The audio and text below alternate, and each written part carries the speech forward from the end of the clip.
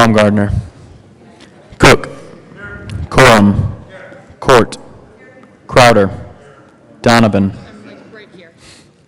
Finberg, Fields, Garcia, Gardner, Gardner, Guzman, Hill,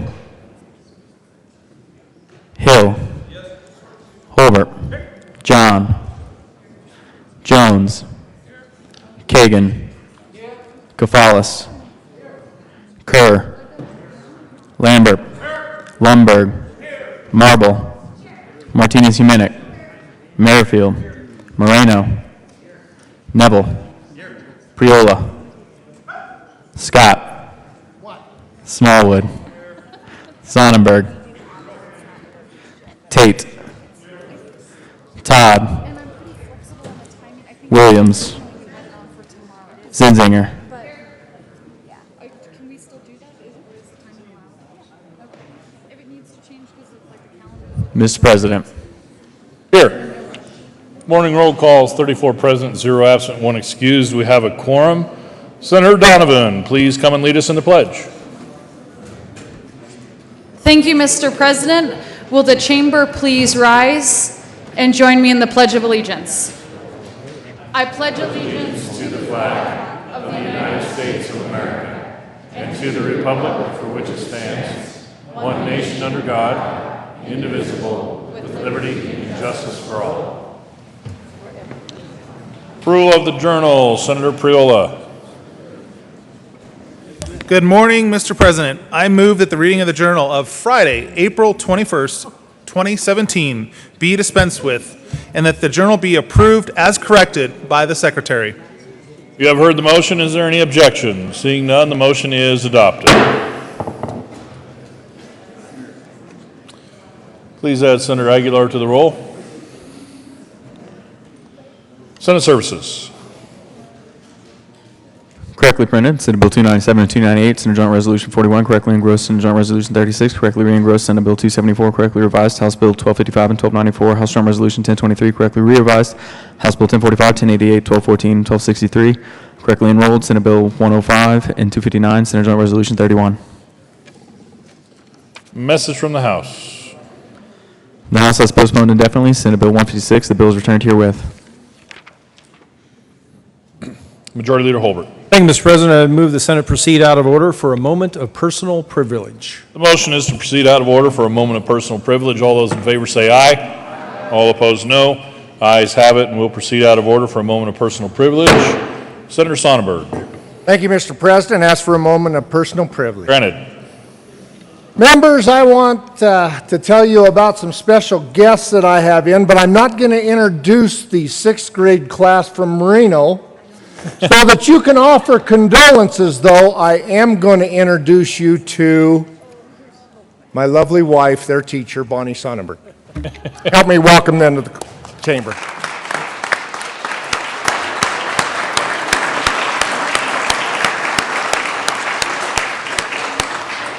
Senator Merrifield. Thank you, Mr. President. I'd like a moment of personal privilege, please. Granted. Members, on your desk today, I had laid an article from the Colorado Springs Gazette. It's a really beautifully written article about the arts, but there is one problem I want to bring to your attention. The article somehow took the assumption that I was objecting to my bill being held in the Senate, and the fact of the matter is I was the one who requested each day that it be laid over until we could get everybody here in attendance. So I wanted to make sure that you were aware that that was not my intention, and that the majority leader has been very, very gracious in allowing me to have it laid over, but we're going to hear it today. Thank you for that, Senator. Senator Williams. Thank you, Mr. President. I ask for a moment of personal privilege. Granted. Thank you. Members, I just want to take a moment and say thank you for all of your thoughts and prayers during my absence. My mother, Catherine, on Easter Sunday went into defib and was in the hospital, and later that evening she did have a stroke, and so it was very traumatic for the family, but I want to thank you for your prayers. She has been released. There is no visible evidence of any damage, and so I just want to thank you for your patience while I was away and your thoughts and your prayers. Thank you, Mr. President. Thank you, Senator. Colleagues, would you please help me welcome the Honorable Senator David Ballmer.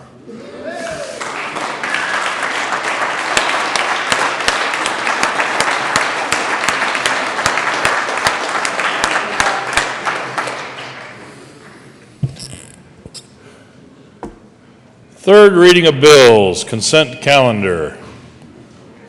Mr. Carpenter, would you please read the titles to all the bills on the third reading of bills consent calendar? House Bill 1255 by Representative Norberg and Senator Kerr concerning the scheduled appeal report by the Board of Veterans Affairs to the General Assembly. House Bill 1294 by Representative Weissman and Senator Todd, concerning counting a high school student who participates in the Accelerating Students Through Concurrent Enrollment Program and the enrolling education entity's high school graduation rate in the school year in which the student completes the high school graduation requirements. Majority Leader Holbert. Thank you, Mr. President. I move both of the bills on the third reading of bills, final passage consent calendar consisting of House Bills 1255 and 1294. Is there any discussion on either of the bills on the third reading of bills consent calendar?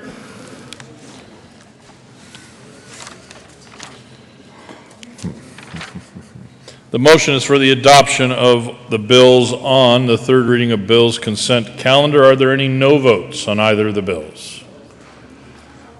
With a vote of 35 ayes, 0 noes, 0 absent, 0 excused, House Bill 1255 is adopted. Co-sponsors.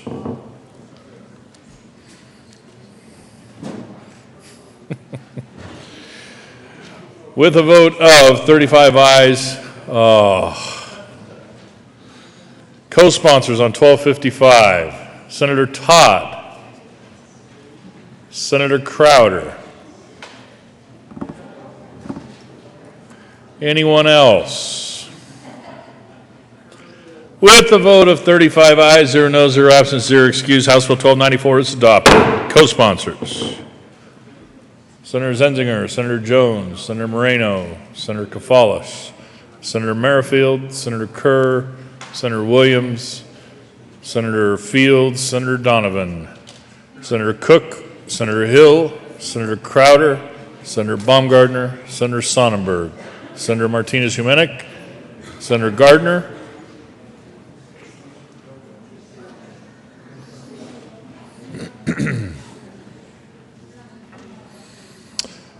third reading of bills. Majority Leader Holbert. Thank you, Mr. President. I move that the Senate lay over Senate Bill 71 until Thursday, May 11th. I need the clerk to read the title first. Mr. Carpenter, would you please read the title of Senate Bill 71? Senate Bill 71 by Senator Tate, concerning reductions in early voting period requirements for voter services and polling centers used in general elections in connection therewith, adjusting requirements and relocating resources as a result of savings from those reductions. Majority Leader Holbert. Thank you, Mr. President. Now I move that the Senate lay over Senate Bill 71 until Thursday, May 11th. The motion before the body is to lay over Senate Bill 71 until Thursday, May 11th. All those in favor say aye. Aye. All opposed, no. The ayes have it, and that will be laid over till May 11th. Mr. Carpenter, please read the title of Senate Bill 138. Senate Bill 138 by Senator Tate and Representative Foote, concerning the role of election watchers in connection with the conduct of elections. Majority Leader Holbert. Thank you, Mr. President. I move that we lay over Senate Bill 138 until Tuesday, April 25th. The motion is to lay over Senate Bill 138 until April 25th. All those in favor say aye. Aye. All opposed, no. The ayes have it, and that will be laid over. General Order, second reading of bills. Senator Cook. Thank you, Mr. President. I move that the Senate resolve itself into the Committee of the Whole for General Order, second reading of bills calendar. Motion for the body is to resolve itself in the Committee of the Whole for consideration of the General Order, second reading of bills calendar. All those in favor say aye. All opposed, no. The ayes have it. Motion is adopted, and the Senate will resolve itself in the Committee of the Whole for consideration of the General Order, second reading of bills calendar, and Senator Cook will take the chair.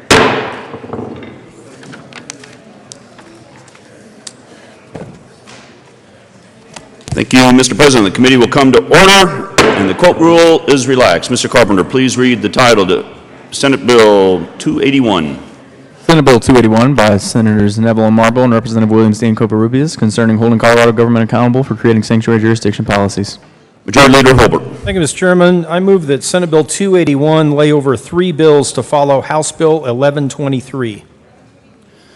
Motion for the body is to lay over Senate Bill 281, 3 bills to follow 1123. All those in favor say aye. Aye. Opposed, no. Ayes have it. And Senate Bill 281 will lay over to follow House Bill 1123. Senate Majority Leader Holbert.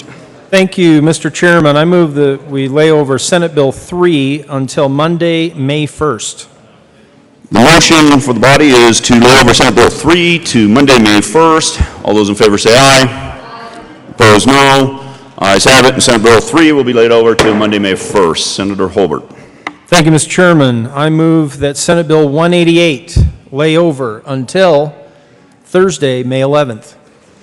The motion for the body is to lay over Senate Bill 188. Until Thursday, May 11th. Okay. There might be an issue about reading the title. Ms. Carpenter, please read the title, the 188. Senate Bill 188 by Senator Marble, concerning repeal of income tax credits for innovative motor vehicles for purchases and leases entered into on or after January 1st, 2018. Senator Holbert. Thank you, Mr. Chairman. Now I move the Senate lay over Senate Bill 188 until Thursday, May 11th. The motion for the body is to lay over Senate Bill 188 till Thursday, May 11th.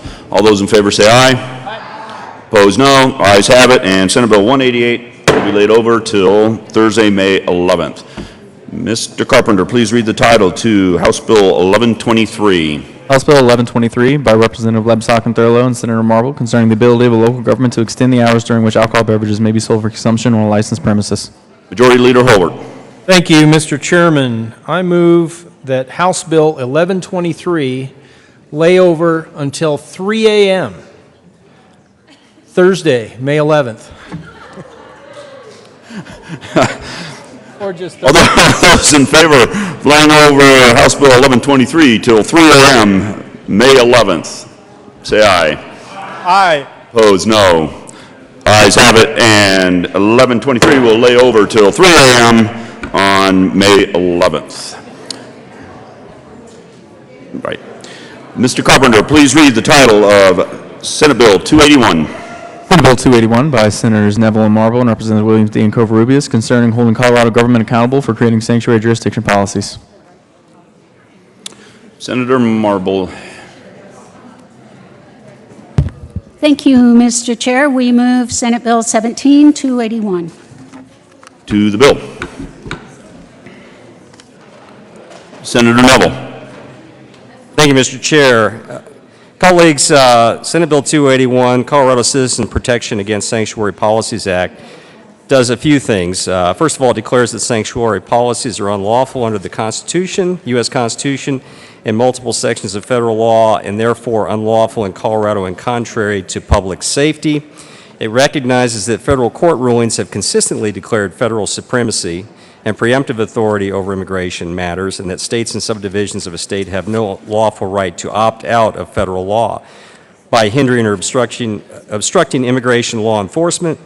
It establishes a resident's standing to sue a jurisdiction which has adopted sanctuary policies when a person is injured by a criminal act, and the person convicted of the crime is an illegal alien residing in the sanctuary jurisdiction.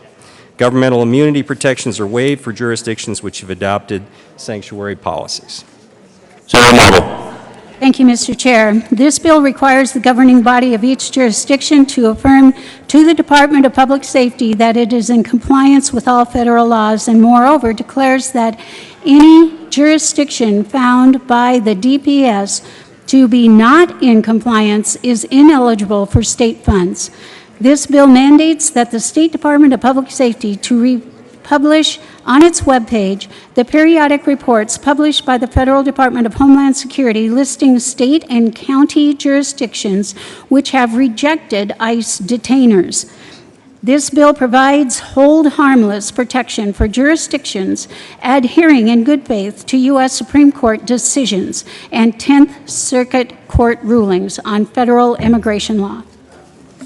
There is an amendment on the desk. Mr. Carpenter, please read L002. Amendment L002 to Senate Bill 281 by Senators Neville and Marble. Senator Neville. Thank you, Mr. Chair. I move L002. To the amendment. Thank you, Mr. Chair. Colleagues, L002 provides a little bit more time to be ready to implement the bill. We know that we have some changes that are coming on through on the federal side that are going to allow for a more proper process to implement 281, and we wanted to make sure that the timeline was set accordingly. Thank you. Is there any further discussion on L002? Seeing none, the motion for the body is the adoption of L002. All in favor say aye. Opposed, no. Ayes have it. L002 is adopted. To the bill. Senator Neville. Thank you, Mr. Chair. I move 281 and ask for an aye vote. Senator Kagan.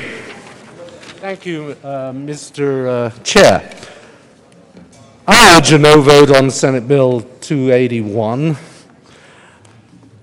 There's a lot wrong with it, and it's very damaging in many ways. The first way it damages Colorado is that it, I think, purports to require that in violation of the Fourth Amendment to the United States Constitution, our sheriffs detain people, which is, according to the courts, a new arrest, detain people in our jails if there is an administrative warrant from the ICE. Now, you can't detain somebody pursuant to an administrative warrant from ICE under the Fourth Amendment. You simply are not allowed to do that. And the sheriffs have noted that they are not allowed under the Fourth Amendment to rearrest somebody effectively, as the courts have described it, to arrest someone without a proper judicial warrant demonstrating probable cause or a determination that they are a flight risk individually determined. So those are the Fourth Amendment requirements of our U.S. Constitution before you can arrest someone. This bill says if you don't violate the Fourth Amendment rights of these folks here in Colorado, if sheriffs, you do not do these arguably and very likely unconstitutional arrests, if you don't do them, then all kinds of bad consequences follow to the jurisdiction in which you serve. That's the first problem. The second problem with this bill is it says, in effect, you will be punished, jurisdiction, if you do not help ICE enforce immigration policy. And the way it does that is it says, if you don't follow, in our opinion, 8 U.S.C. 1323, and you don't notify everyone that you're following 8 U.S.C. 1323, then bad consequences follow.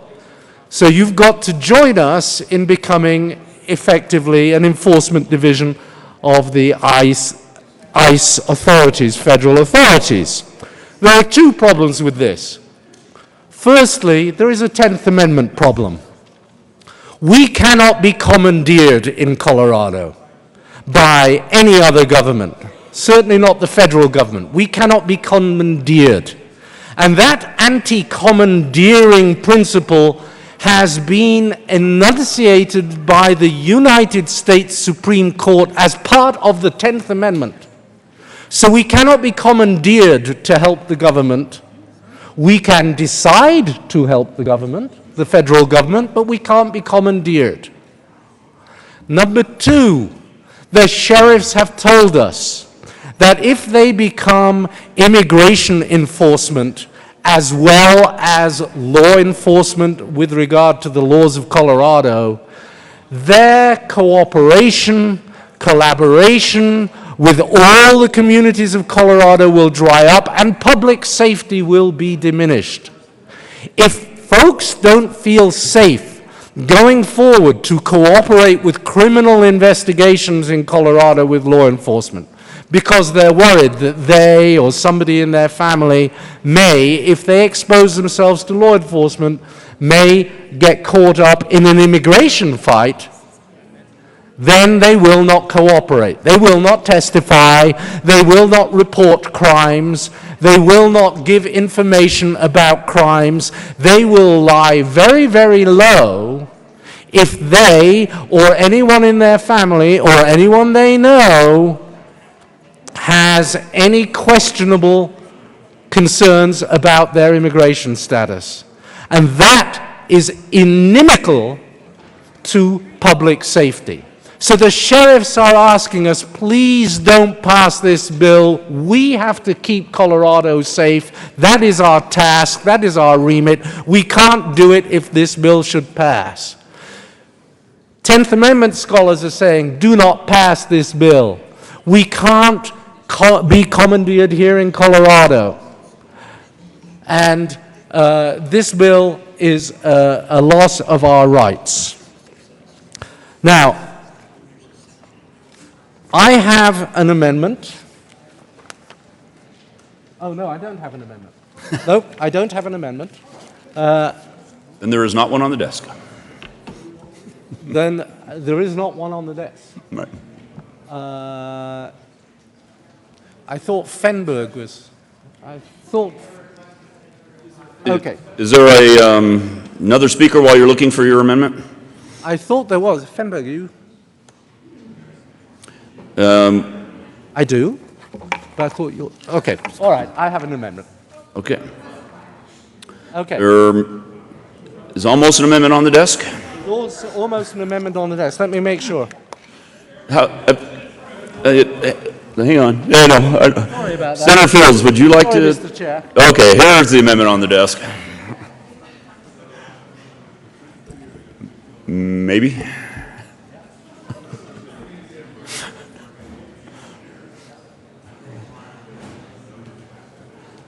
Right. I have an amendment. Okay, now we do have an amendment on the desk. Mr. Carpenter, please read L007. Amendment L007, Senate Bill 281 by Senator Kagan. Members, this amendment seeks to preserve the sovereignty of the state of Colorado in matters of taxpayer. Senator Kagan, please move L007. I move L007. Thank you. To the amendment.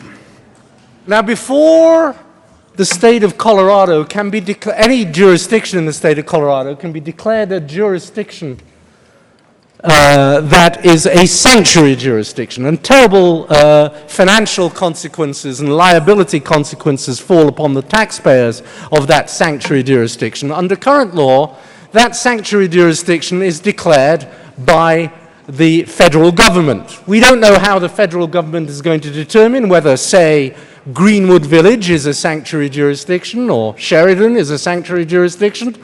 But if the federal government decides we're a sanctuary jurisdiction, then that jurisdiction suffers terrible consequences.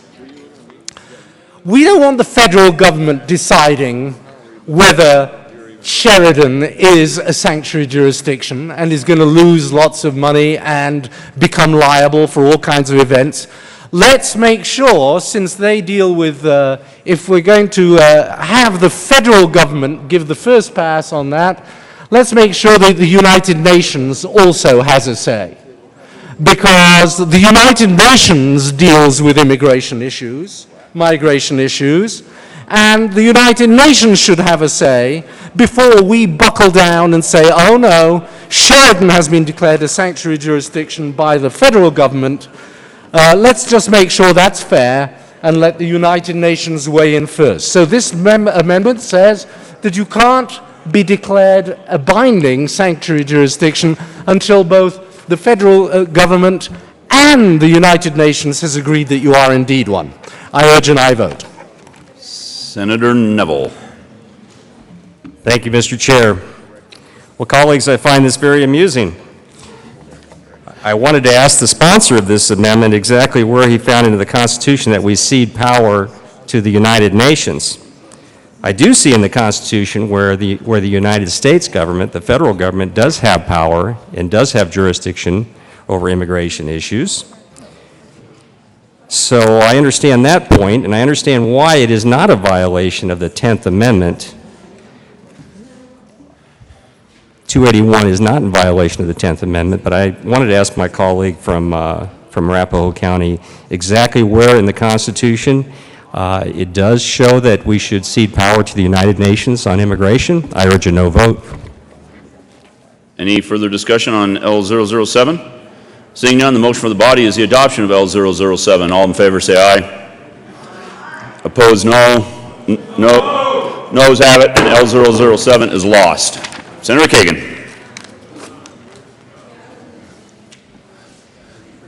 There is an amendment on the desk. Mr. Carpenter, please read L005. Amendment L005. Senator Kagan. I move Amendment L005. To the amendment. Members, all right, let's at least have the General Assembly, through a resolution, make the decision as to whether or not one of our jurisdictions here in Colorado is a sanctuary jurisdiction. Under the law, as it currently is proposed to you under the bill, the federal government designates Sheridan or Greenwood Village to be a sanctuary jurisdiction. And then the bad consequences follow for the taxpayers of Sheridan or Greenwood Village. The federal government alone decides whether those are sanctuary jurisdictions. This amendment says, before the federal government, determination of sanctuary city, sanctuary jurisdiction status becomes binding, let the Colorado General Assembly, in a joint resolution, affirm or deny the validity of that determination. This preserves our sovereignty. We should have a say in which of our jurisdictions are sanctuary jurisdictions. We shouldn't leave it entirely up to the federal government to decide which of our jurisdictions need to be punished. We should at least have a say in the matter by taking a vote on a resolution that, yes, indeed, just as the federal government said, indeed, Cherry Hills Village is a sanctuary jurisdiction. And without that determination by us, by the people of Colorado, if the people of Washington, D.C., or the representatives and senators in Washington, D.C., or the executive branch in Washington, D.C. decides that my town is a sanctuary jurisdiction, I say, let's have that confirmed by a vote of the General Assembly. I urge an aye vote. Senator Neville. Thank you, Mr. Chair. Colleagues, I urge a no vote. When we talk about sovereignty, I wanted to clear up one aspect that the good senator from Arapahoe County stated, which I think needs some clarification. Frankly, I think it creates sort of a red herring in the argument. We talked about being in violation of the 10th Amendment or federal court. In the bill, if you go back to page 8, it states that federal court orders, nothing in this section shall be construed to require a jurisdiction, an official, or an employee to violate an applicable court order from the United States 10th Circuit Court of Appeals or the U.S. Supreme Court regarding the enforcement of any provision of federal immigration law. This bill is designed specifically, does not attempt to define what a lawful ICE detainer is, which is an issue that's being contested in federal court. It should hopefully be squared away pretty quickly. It simply says that whatever the federal government and federal courts in the 10th Circuit Court, which we are under jurisdiction of, what they decide is lawful, those federal immigration laws are valid and they should be respected in the state of Colorado. I urge a no vote on the amendment. Any further discussion on Senator Kagan? Thank you. Let me be very clear about what this amendment does, what this bill does. This bill says, if the federal government decrees, makes a finding of sanctuary jurisdiction status, then bad consequences follow for that jurisdiction. That's what this bill says. So whether or not a jurisdiction is vulnerable to these bad consequences is entirely determined by whether or not there is a federal finding of sanctuary jurisdiction. And what this amendment says is, before those bad consequences fall on the taxpayers of a jurisdiction, let us, here in Colorado, have a say in whether that jurisdiction deserves the fiscal punishment that is coming its way because the federal government has designated it a sanctuary jurisdiction. Let us have a say in whether Centennial or Greenwood Village or Sheridan shall pay the price for having been designated by the federal government as a sanctuary jurisdiction. Let Colorado, through its representatives and its senators, vote on whether they agree with the federal government's determination. To do no less is to abdicate all our authority over this particular question to the executive branch of the United States government in Washington, D.C. That would be a terrible, terrible thing to do to Coloradans across the state. And I therefore urge a yes vote on this amendment. Any further discussion on L005? Seeing none, the motion for the body is the adoption of L005. All in favor say aye. Aye. Opposed, no? No. Noes have it, and L005 is lost. Any further discussion on Senate Bill 281? Senator Fields. Thank you, Mr. Chair. Members, I heard this bill in committee, and we had testimony from the Sheriff's Association and from the Police Association, and they do not support this bill. They said no. And I'm standing on the side of law enforcement, and I'm saying no as well. This is a very bad, bad bill for Colorado. If we want to make Colorado stronger again, this bill is not going to do that for us. What this bill will do, what the police have told us, is going to drive people to the margins of society and into the shadow.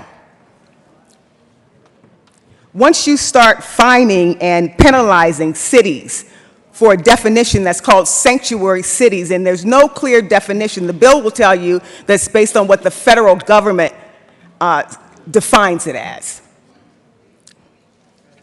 But what you're going to do is it's going to make people not feel comfortable going to the police.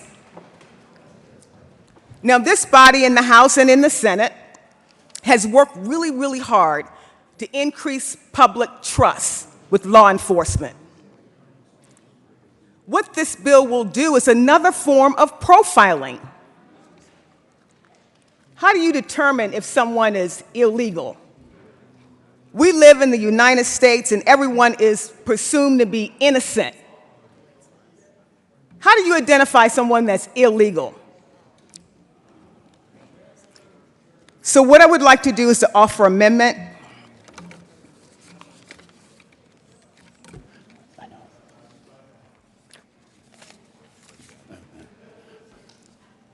There is an amendment on the desk.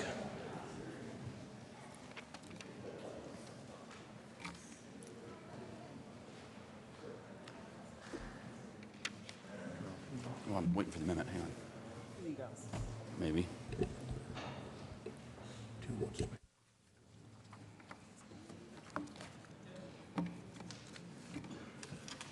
There is an amendment on the desk. Mr. Carpenter, please read L006. Amendment L006 to Senate Bill 281 by Senator Fields.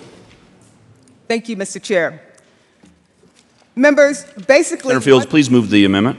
I move amendment L006. To the amendment. Thank you. Members, basically what this bill does, it takes out the word alien. We are all human beings. It takes out and it strikes the words alien and it puts in undocumented. Words do matter. And so, in order for us to move forward, I am very offended by this term alien. And I think that we need to, as public policymakers, we should be using words like undocumented. And so that's what this amendment does, and I urge an aye vote on L006. Any discussion on L006? Senator Marble. Thank you, Mr. Chair. I would say this is not a friendly amendment. Bottom line, this is the federal way that they refer to illegals is illegal aliens. And we take that as the way we define it too. We don't want to have 50 different definitions for them at this point, so I would say it is an unfriendly amendment. Senator Fields. We're not talking about 50 different definitions. We're talking about striking the word alien, and we're saying use undocumented immigrants. That's not 50 different definitions, that's one. We're going to change it from alien, and we're going to change it to undocumented immigrant. Words do matter. I think that's reasonable, and I think we should all say yes to that amendment, L006. Any further discussion on L006? Seeing none, the motion for the body is the adoption of L006. All in favor say aye. Aye. Opposed, no? No. Noes have it, and L006 is lost. Any further discussion on Senate Bill 281? Senator Fenberg, there is an amendment on the desk. Thank you, Mr. Chair. Just a minute. Mr. Carpenter, please read L004. Amendment L004. Senator Fenberg. Thank you, Mr. Chair. I move Amendment L004. The amendment. So, members, there's a chance I'm reading this bill incorrectly, and I hope that's the case. But it's the conversation we've had so far this morning on this bill is that we are going to essentially defer to the federal government about whether one of our cities in our state is considered a sanctuary city or not.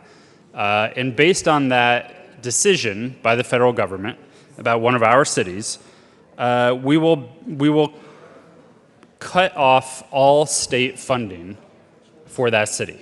Again, based on a decision in Washington, D.C., as a state, we will be obligated to not fund in one of our cities public safety, public health, our schools, our roads. The consequences of that are disastrous and dangerous. Why would we, based on what in many ways is a political conversation, a political debate, a political disagreement, defer to the federal government in Washington, D.C. to tell us as a state that we are not going to fund everything in one of our cities that receives state funding? If that's the case, then I think this amendment is necessary.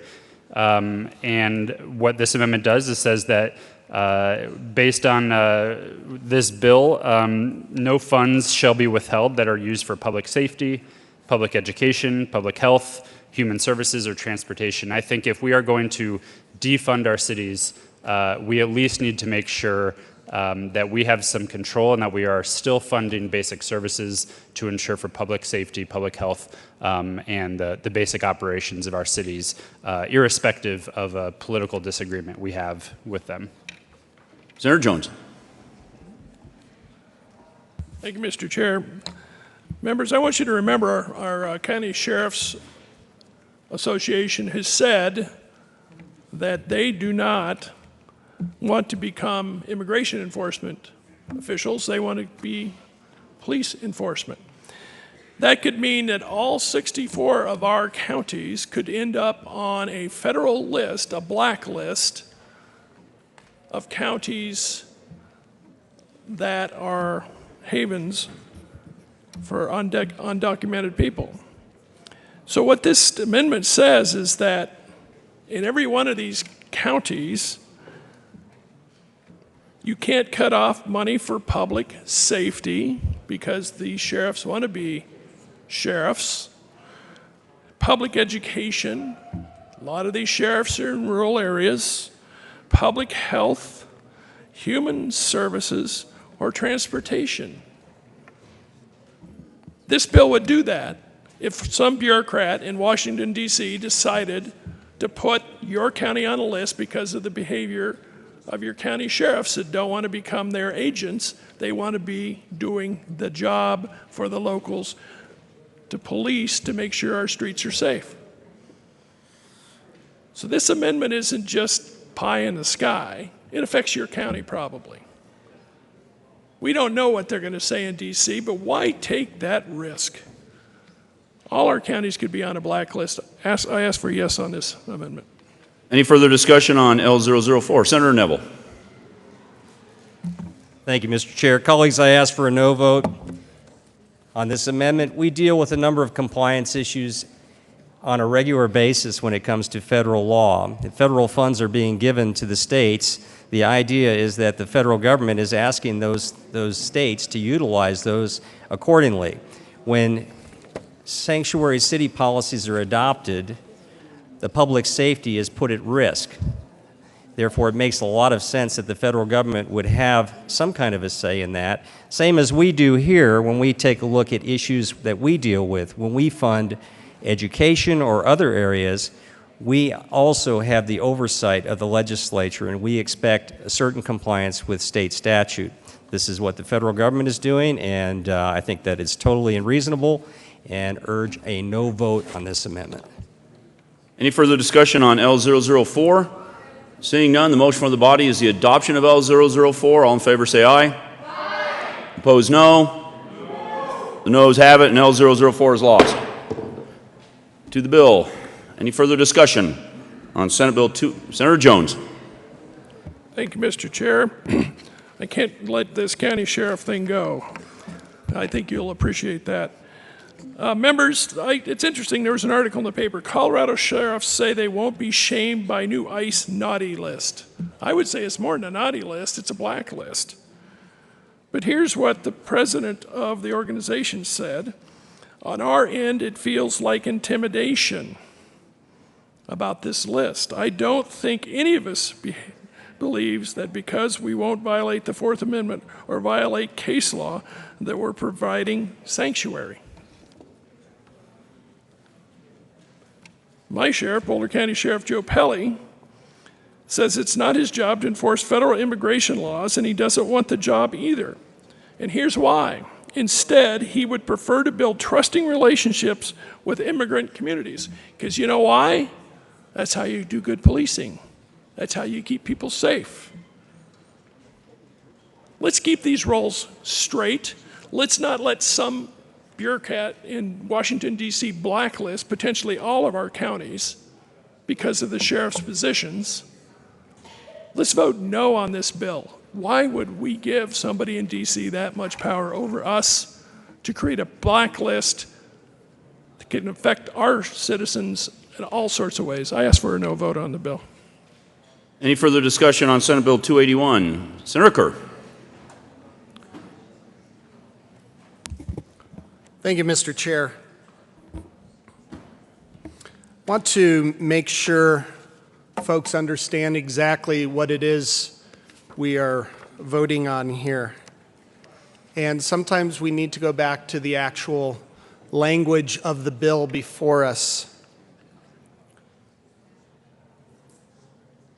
If you get past the legislative declaration and the definitions in the bill and get to the meat of the bill, what this says is that consistent with Section 9A of the President's executive order entitled Enhancing Public Safety in the Interior of the United States, issued on January 25th, I think that date, January 25th, 2017, is that date's very important. It's the policy of this state to ensure to the fullest extent of the law, and goes on to say that this state will enforce an executive order that was signed on January 25th of this year. So sometimes in this body we do memorials where we ask Congress to act on something. We're asking the United States Congress, the United States House, the United States Senate to do something. We do that through the process of memorials. This bill is asking us to align. It's saying that this body of 35 senators and then asking the 65 representatives and the governor downstairs, saying that here in Colorado, our elected officials agree with and align with this executive order signed January 25th, 2017. An executive order that was signed in the executive branch. This is not the law of the land. This is an executive order signed by one person only a few days into his term. So by voting yes on this bill, we're saying in the state of Colorado, my constituents, your constituents agree with this executive order and want the state of Colorado, regardless of what the elected representatives and elected senators in Congress think, that we are aligning with one person that our state of Colorado did not vote for. Our electoral votes did not go to the person who signed this executive order.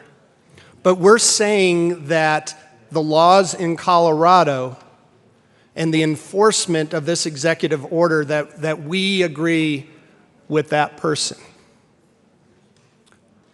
I do not think that that's what my constituents want. I do not think that that's what your constituents want. Maybe some. I'm sure there are some.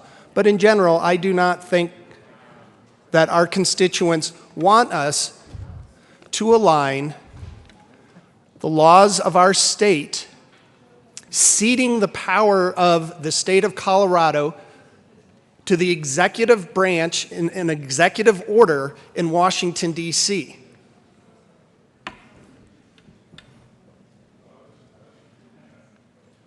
Not one door that I knocked on in my district in the last few years, or any door in any of your districts, because I've knocked on some doors in some of your districts as well.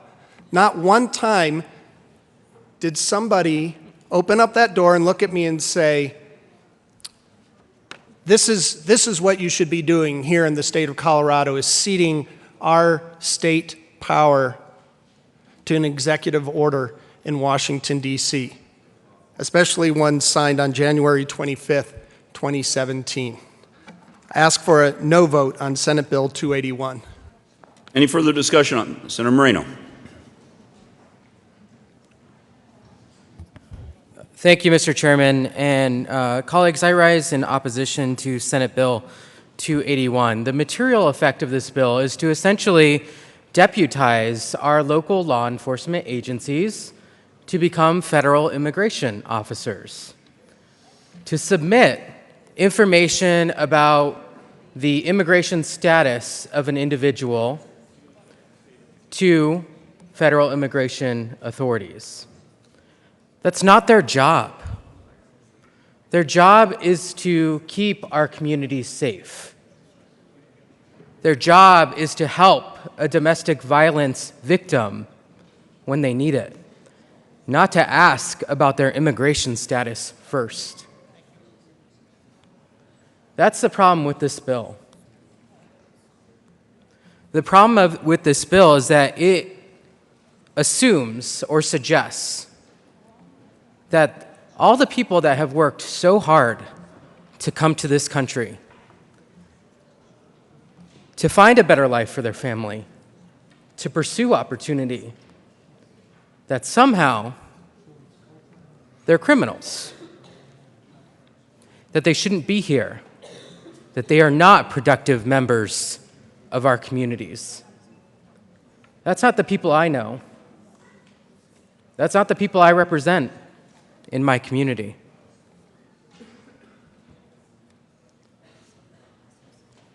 This is bad policy. And what happens here under this bill is that it requires people to submit information to federal immigration authorities, whether lawful or unlawful, whether a person is here legally or not. So I have to ask myself, how would someone do that? How would someone submit that information to someone, to federal immigration authorities, if they don't know if they're here in this country legally or not? I can think of one way.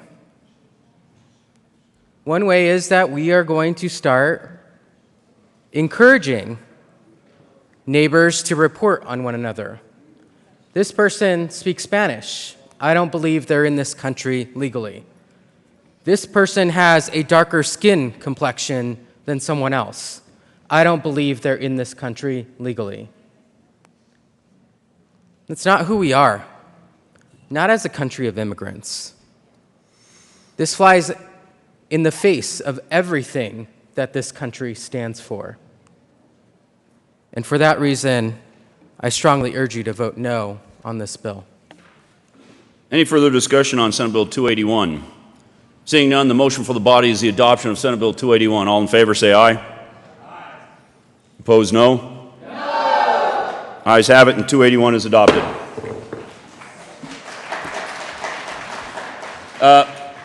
We don't do that in the chambers.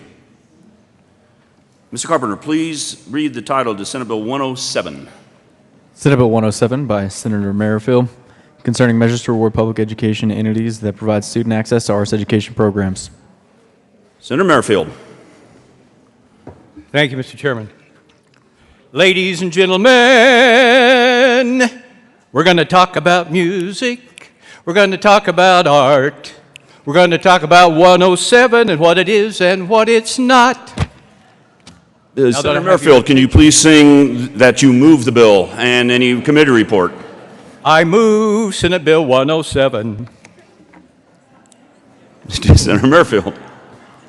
Thank you, Mr. Chairman. Did you know that according to a study by Stanford University and the Carnegie Foundation, that young people who participate in the arts are for at least 3 hours for 3 days a week through a full year are 4 times more likely to be recognized for academic achievement? Senator Merrifield, was there a committee report from Appropriations? I'm sorry, there is. Could you please move that? I move the committee report. Boy, how anticlimactic. Okay. Any discussion on the Appropriations Committee report? Seeing none, the motion for the body is the adoption of the Appropriations Committee report. All those in favor say aye. Aye. Opposed, no. Ayes have it, and the Appropriations Committee report is adopted. To the bill, Senator Merrifield. Thank you, Mr. Chairman. I'm so excited to get started. Students who have the opportunity to study the arts are 4 times more likely to participate in math and science fairs, 3 times more likely to win an award for school attendance, 4 times more likely to win an award for writing an essay or poem. That's from a study by Stanford and Carnegie Foundation. From a study by UCLA, the facts are that arts education makes a tremendous impact on the developmental growth of every child and has proven to help level the learning field across socioeconomic boundaries. And from a study by the U.S. Department of Justice that shows that studying the arts has a measurable impact on youth at risk in deterring delinquent behavior and truancy problems, while also increasing overall academic achievement among those youth engaged in after-school and summer arts programs targeted towards delinquency. From a study from Oklahoma University and Business Circle for Arts, showing that businesses understood the value of arts education because it builds a school climate of high expectation, discipline, and academic rigor that attracts businesses relocating to their communities, that it strengthens student problem solving and critical thinking skills, adding to overall academic achievement and school success, And really importantly, it can help troubled youth, providing an alternative to destructive behavior and another way for students to approach learning.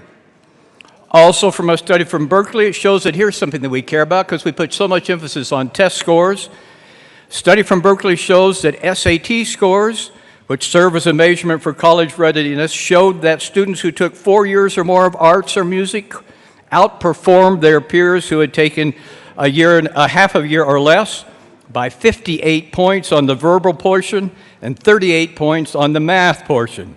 And finally, one final of the multitudinous numbers of studies I have researched, a study showing that for 12-year longitudinal study showed that 12,000 high school students to the age 26 found that students with intensive arts involvement in middle and high school had higher academic achievement, higher rates of college attendance, higher rates of persistence in college than those with low arts involvement in middle and high school.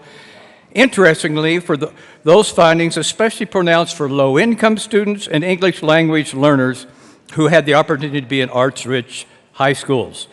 Of low-income students from arts-rich high schools, 31% received mostly A's and B's in college, compared with 20% who had arts-poor high schools. 37% had earned a bachelor's degree, compared with 17% from arts-poor high schools.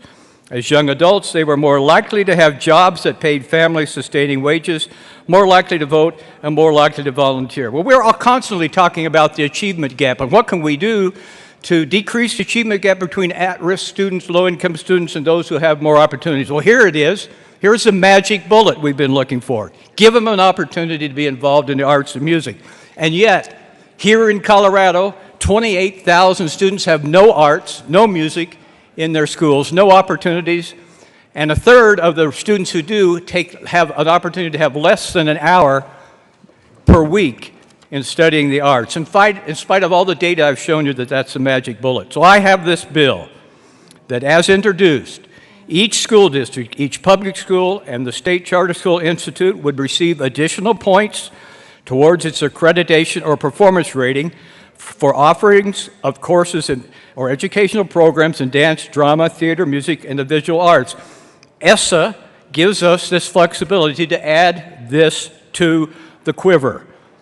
The Department of Education, in calculating the number of additional points, will take into account the degree to which the courses comply with state arts standards, whether the public school or the school district is urban, suburban, or rural, and the percentage of students enrolled in the public school or school district who qualify for free and reduced lunch. We're trying to make this as fair as possible. School districts are not marked down because they don't provide access to courses in the arts. They will only be rewarded if they do provide these courses. So this hyper-emphasis that we've had over the past few years on standardized testing and scores has narrowed the curriculum across the state, as I told you, to the point where 28,000 students don't even get the opportunity to be involved in the arts. So this gives an incentive to districts and schools to offer good, creative courses in the arts and music so students can learn life learning skills, 21st century skills that employers are looking for, creative, divergent, critical thinkers who are able to work in the workplace collaboratively. This bill passed the state affairs 5-0. It's an awesome bill, and I will not sing anymore if you will agree to vote yes. Is there any further discussion on Senate Bill 107? Senator Hill. Thanks, Mr. Chair. I was actually just looking to give the good senator from southern Colorado Springs a chance to sing again. Colleagues, I agree with everything that he's talking about in terms of the importance of arts in education. It is absolutely critical. It builds out an understanding. It builds out the skills in your brain. It builds out the nerve and the muscle motor development, all of these things. But the question is, what is our task? What is our role as a state in holding our school districts accountable?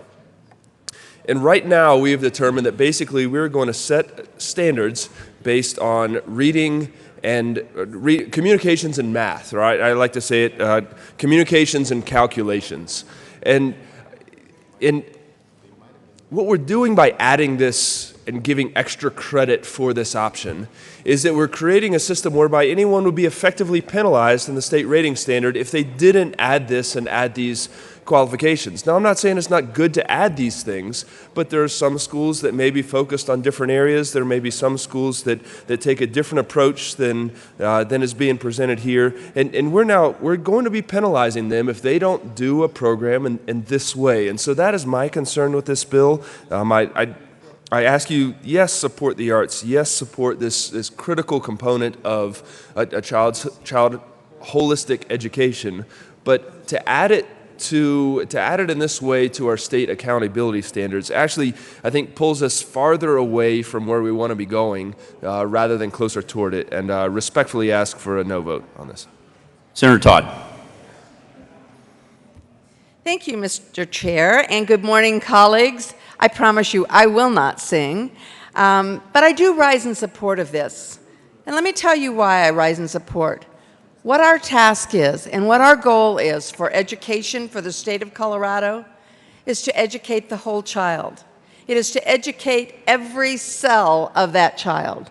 And for some children, the way they are reached is through music. For some, it is through art.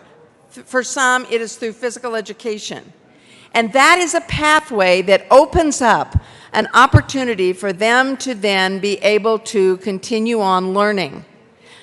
One of the things I found as a middle school teacher was the number of students who came back to my classroom after they had been in band, for sure. And I was so thankful for an outstanding band instructor and choral instructor, because those children came back and their brains were opened up. They had a different venue of the way they looked at things. When we taught a coordination between language arts and social studies, we brought in the arts. And that is what the message was that went to the heart and soul of a child. They opened up their mind then to think a little bit more, a little differently, and to be able to have that same expression. We have seen study after study that has shown a high correlation of test results and academic achievement of students who are involved in the arts. That is not just an opinion, that is based on fact.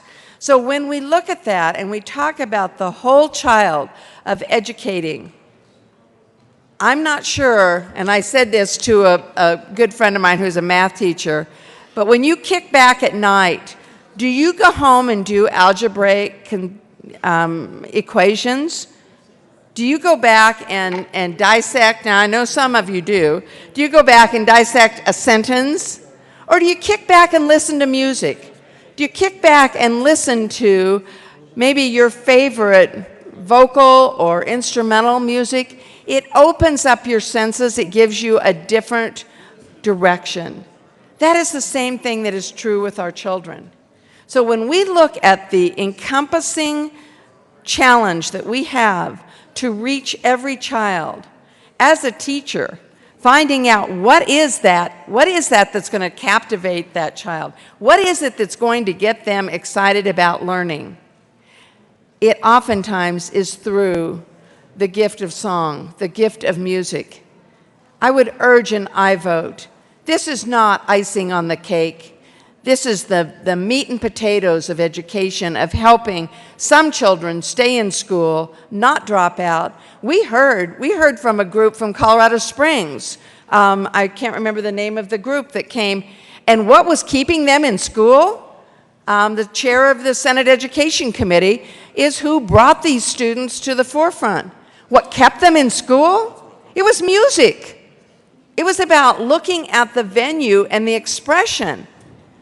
So when we look at this and we talk about the importance of the whole child and education, it is not just a test score.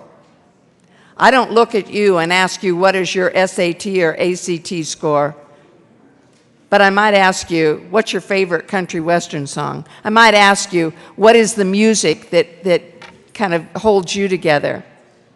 This is an important piece that we need to make sure we pass Senate Bill 107, and I thank the good senator who has given his entire life to educating the music of the student and the heart and soul of where they resonate and can excel. So again, vote yes on Senate Bill 107. Thank you. Senator Gardner. Thank you, Mr. Chairman. And I rise in opposition to this bill and urge a no vote. Senator Merrifield, please top that. Thank you, Mr. Chair. That would be very easy to do. In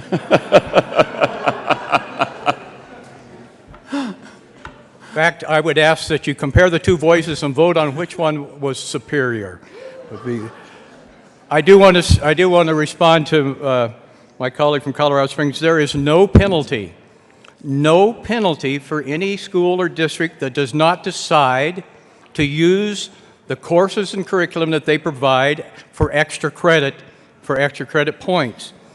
If you believe that your role as a policymaker is to provide Colorado students with the best possible education, and if you believe that the arts are part of that best possible education, in spite of the fact that our hyper-emphasis on testing is pushing those courses off and out of the curriculum, if you believe that the arts are important, vote yes. If you believe they are a frill, then you can vote no. We had a great example of the value of the arts here a few days or weeks ago in the corner of the School for the Deaf and the Blind Band. Incredible, the music that they were able to make, but what's more incredible was the difference that music and the arts makes in their lives. When I went up to talk to them afterwards, some of them were literally in tears for having had the opportunity they would not have if they were not involved in the arts. The teacher was in tears. She was so thrilled that they had the opportunity, because of the arts, to expand their lives and expand their capacity to deal and their capacity to succeed. I would urge you to support Senate Bill 107. Senator Zinzinger. Thank you, members. I just wanted to point out that we did hear this bill in committee, and for those of you that are not on the Education Committee, you may be wondering, well, what are the performance indicators right now? How do we measure school districts on their performance? And those indicators are actually in the bill on page 2. It says that the department's going to annually look at the level of attainment of each public school according to these factors. We're going to look at student longitudinal academic growth based on the measures that are in a subsection. We're going to look at student achievement levels on statewide assessments. We're going to look at the progress that is made toward closing the achievement gap. And then we would add this fourth measure. Those first three are pretty rigorous. And schools are going to be based, their performance is going to be based on how they accomplish those first three measures. The fourth measure would be in addition to.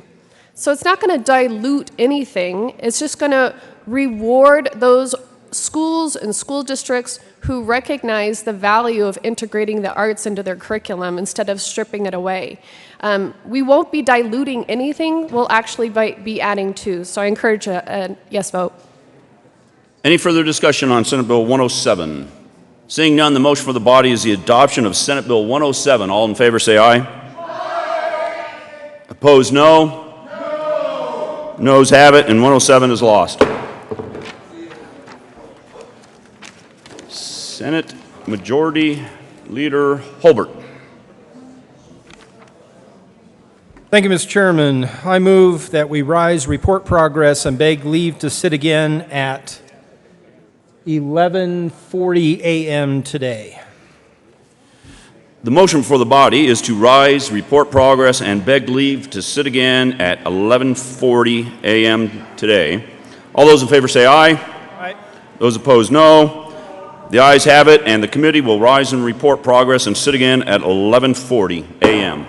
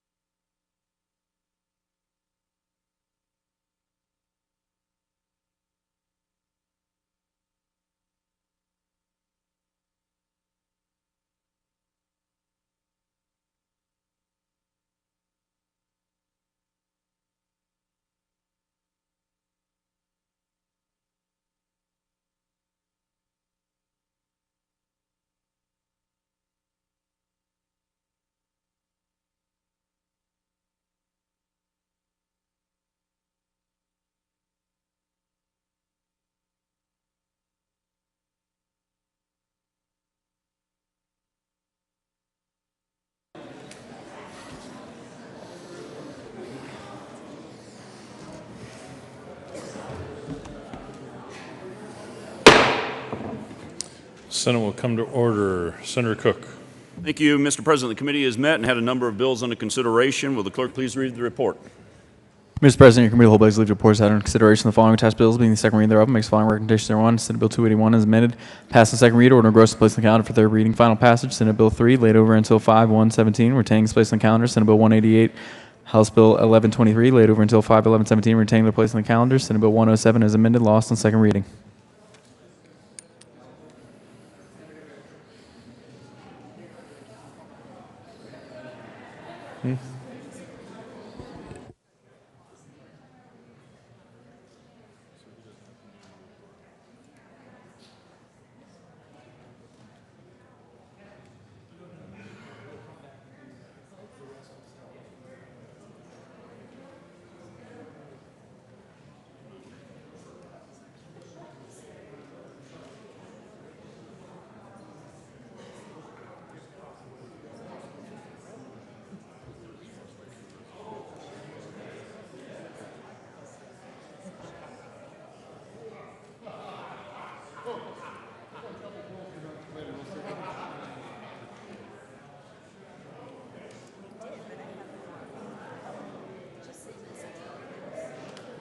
Message from the House. The House has adopted and transmits herewith House Joint Resolution 1028, printed in the House Journal April 24, 2017. The House has passed on third reading, transmitted revised with statutes, House Bill 1332, 1337, 1310, 1252. The House has passed on third reading, transmitted revised with statutes, House Bill 1292 is adopted as amended. House Bill 1330 is amended. House Bill 1260 is amended. House Bill 1279 is amended. House Bill 1305 is amended. House Bill 1291 is amended. House Bill 1300 is amended. The House has passed on third reading, returns herewith Senate Bill 117, 268, 27. The House has passed on third reading, transmitted revised with statutes, Senate Bill 215 is amended. 244 is amended. 132 is amended.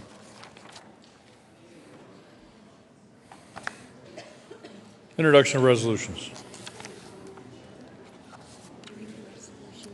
House Joint Resolution 1028 by Representatives Sane and Danielson and Senator Marble concerning honoring Gold Star families.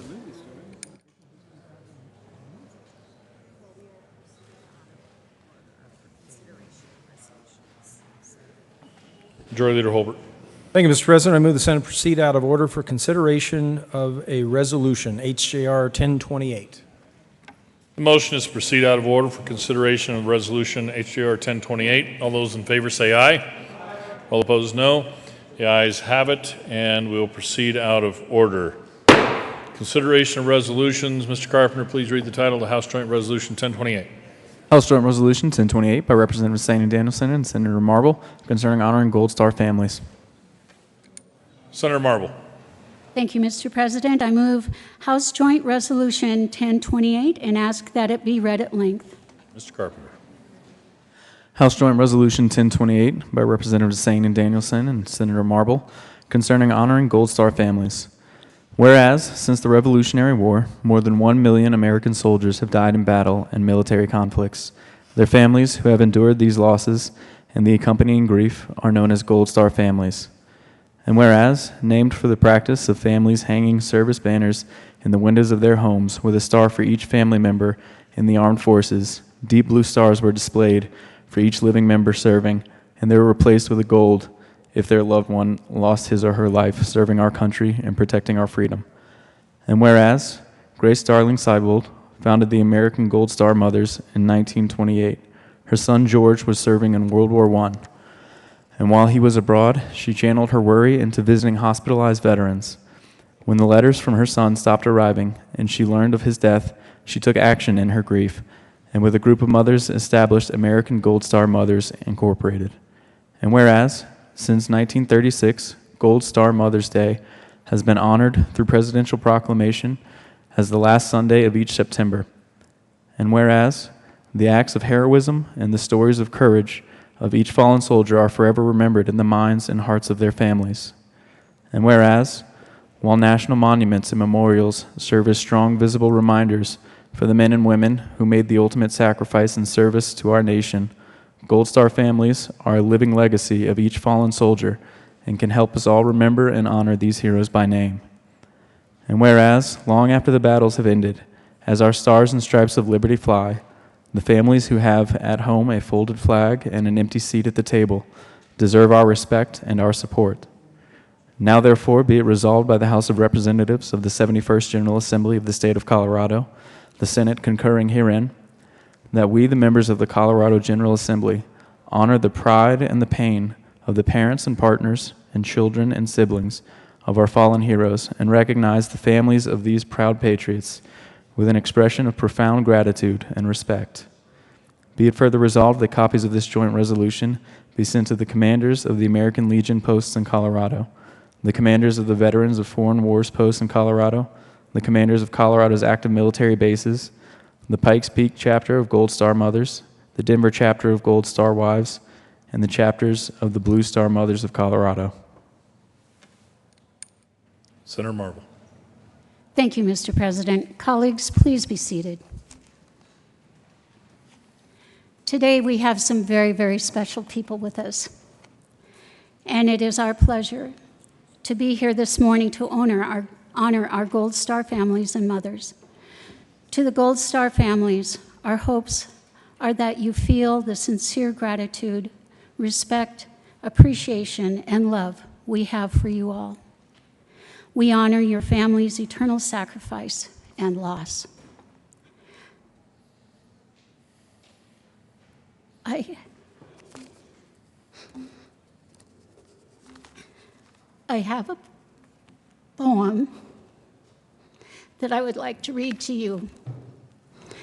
It's by Roger J. Robichaud, Specialist 5, U.S. Army.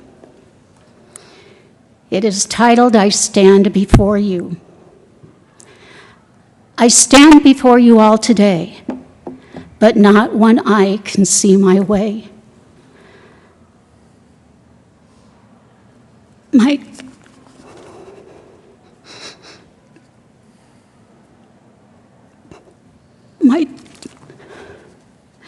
My time arrived to leave this earth, a fact so planned to every birth. It happened where I had to go. My torch for life was so aglow. I transferred while in uniform, protecting freedom through a storm. Should I resent, I died for you, not on my life, red, white, and blue. Please help my family through each day. Tell all my friends, try not to stray. And of the country I did love, do think of me through God above. Your memories brought forth this day. Send love to us who could not stay. Senator Marble. Thank you, Mr. President. I wish to request a moment of personal privilege. Granted. At this time, you may be wondering who these 5 beautiful women are standing between our two sides. They are Gold Star moms. I'm going to read a little bit about each one and their families. Pat O'Kane, Trombley, mother of Captain Thomas O'Kane, Grammoth, U.S. Air Force Commander, F-15E, Bronze Star Air Medal with 1 oak leaf cluster, Aerial Commendation Medal, killed in action, 18th of July, 2009, Ghazni, Afghanistan. Nancy Fander, mother of Corporal Kyle W. Powell, USMC, killed in action, Iraq, November 4th, 2006. Pam Schaefer, proud mother of Sergeant Andrew Mark Schaefer, Counsel, U.S. Army, loved son. Pam Stemple, mother of SFC Thomas Avey, U.S. Army Ranger, beloved son, brother, and father. Pat Nermain, mother of ATN Alex David Wolfsey, U.S. Navy, beloved son. Patty Sampers, president of the Denver chapter of Gold Star Wives. James W. Sampers, U.S. Navy, killed in Vietnam, 9/7/1969. There's a couple of stories I want to read to you. One is about Missy Robinson Moser, mother of Sergeant Joshua James Robinson, USMC, killed in action, Sanjan, Afghanistan, August 7th, 2011. I'd like to share a little about Joshua. Joshua was a Colorado State wrestling qualifier 3 years while attending Overland High School in Aurora, Colorado.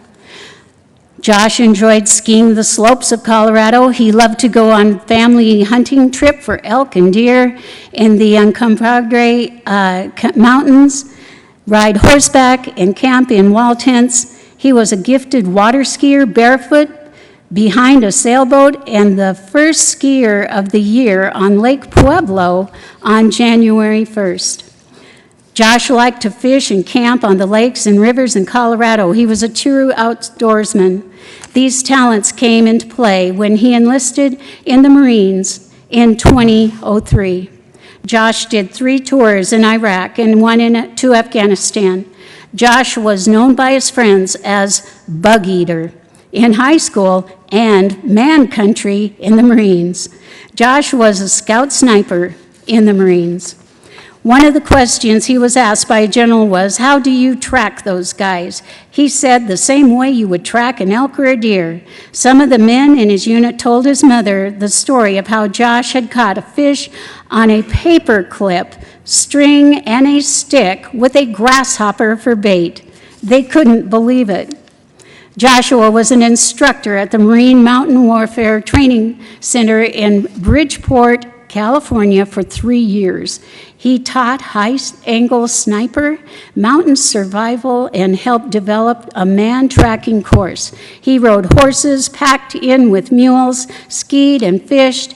He taught his 2 sons to recognize different animal tracks and how Tusky at 3 and 4 years of age. To this day, those are their favorite memories of their dad.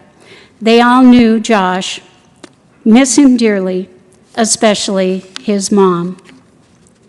The next is about serviceman Alex D. Wolfsey, ATAN.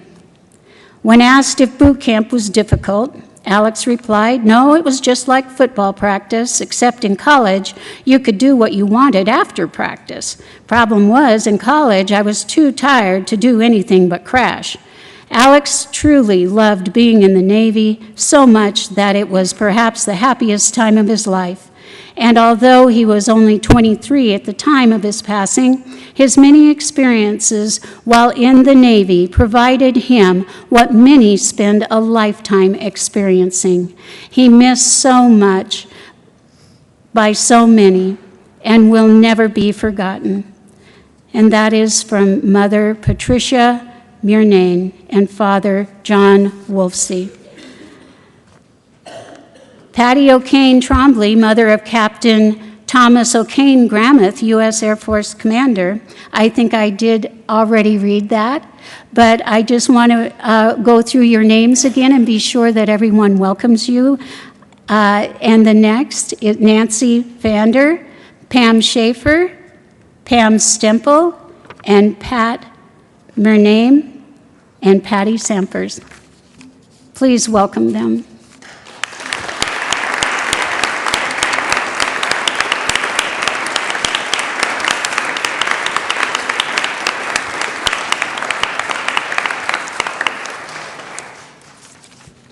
Colleagues, is there any further discussion on House Joint Resolution 1028? Senator Crowder.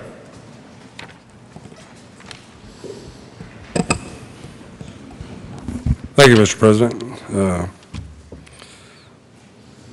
Whereas, long after the battles have ended, as our stars and stripes of liberty fly, the families who have at home a folded flag and an empty seat at the table deserve our respect and our support.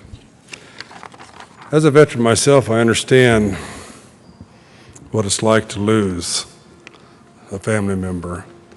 The Blue Star and the Gold Star are a very honored aspect of our society, and we should never forget that irregardless what the war is, how popular it is or how unpopular it is, the veteran who went out there and laid down his life for his country should always be honored. And, you know, I do believe that there's never been, and this is arguably with a lot of veterans, but I do believe very strongly that there's never been a veteran who has died in vain for this country, irregardless of what the war is. So I'm very much in support of this resolution, as well as being very much in support of all past, present, and future veterans. But to the Gold Star moms, I understand your grief.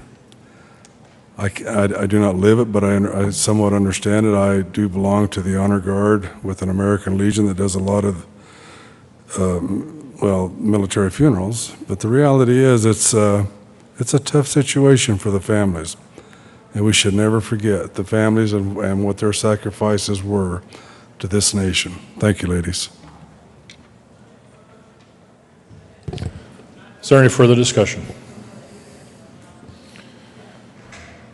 Seeing none, the motion before the body is the adoption of House Joint Resolution 1028. Senator Marble. Thank you, Mr. President. I ask for a roll call vote and that the chimes be rung. A roll call vote has been requested and that the chimes ring out in honor of these. Mr. Carpenter, would you please call the roll of the senators? Senators Aguilar. Aguilar, aye. Baumgardner. Baumgardner, aye. Cook. Cook, aye. Quorum. Quorum, aye. Court. Court, aye. Crowder. Crowder, aye. Donovan. Donovan, aye. Thunberg. Thunberg, aye. Fields. Fields, aye. Garcia. Garcia, aye. Gardner. Gardner, aye. Guzman. Guzman, aye. Hill. Hill, aye. Holbert. Holbert, aye. John. John, aye. Jones. Jones, aye. Kagan. Kagan, aye. Kafalis. Kafalis, aye. Kerr. Kerr, aye. Lambert. Lambert, aye. Lundberg. Lundberg, aye. Marble. Marble, aye. Martinez-Humenick. Martinez-Humenick, aye. Merrifield. Merrifield, aye. Moreno. Moreno, aye. Neville. Neville, aye. Priola. Priola, aye. Scott. Scott, aye. Smallwood. Smallwood, aye. Sonnenberg. Sonnenberg, aye. Tate. Tate, aye. Todd. Todd, aye. Williams. Williams, aye. Zenzinger. Zenzinger, aye. Mr. President. Aye. Mr. President, aye. With a vote of 35 ayes, 0 noes, 0 absent, 0 excused, House Joint Resolution 1028 is adopted. Senator Marble. Thank you, Mr. President. I ask that the current roll call be added as co-sponsors. Without objection, the current roll call will be added as co-sponsors. Colleagues, we will be in a brief recess as we greet our guests.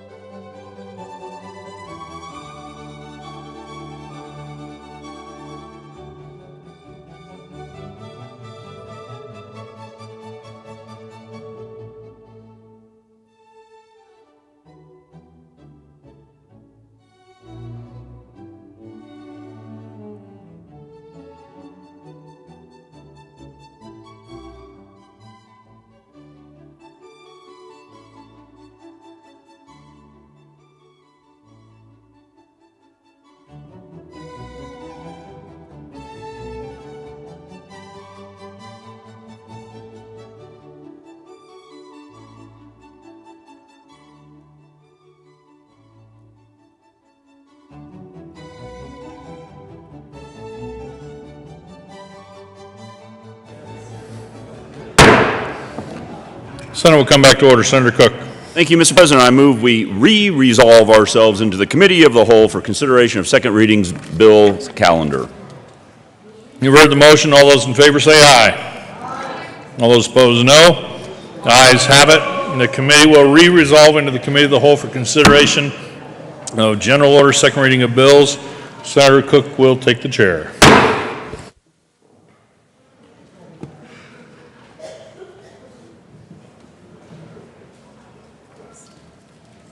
Thank you, Mr. President. The committee will come back to order. The court rule is relaxed. Mr. Carpenter, please read the title to Senate Bill 289. Senate Bill 289 by Senator Gardner and Representative Lawrence concerning allowing the Department of Human Services to transfer custody of certain adult offenders from the Division of Youth Corrections upon a court order. Senator Gardner.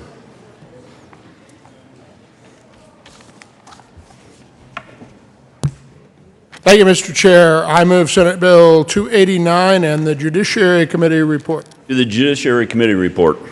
Thank you, Mr. Chair. The Judiciary Committee report fixed some issues that in the application of the bill, and I urge an aye vote. Is there any further discussion on the Judiciary report? Seeing none, the motion for the body is the adoption of the... Senator Kagan on the Judiciary report. Senator Kagan. Thank you, Mr. Chair.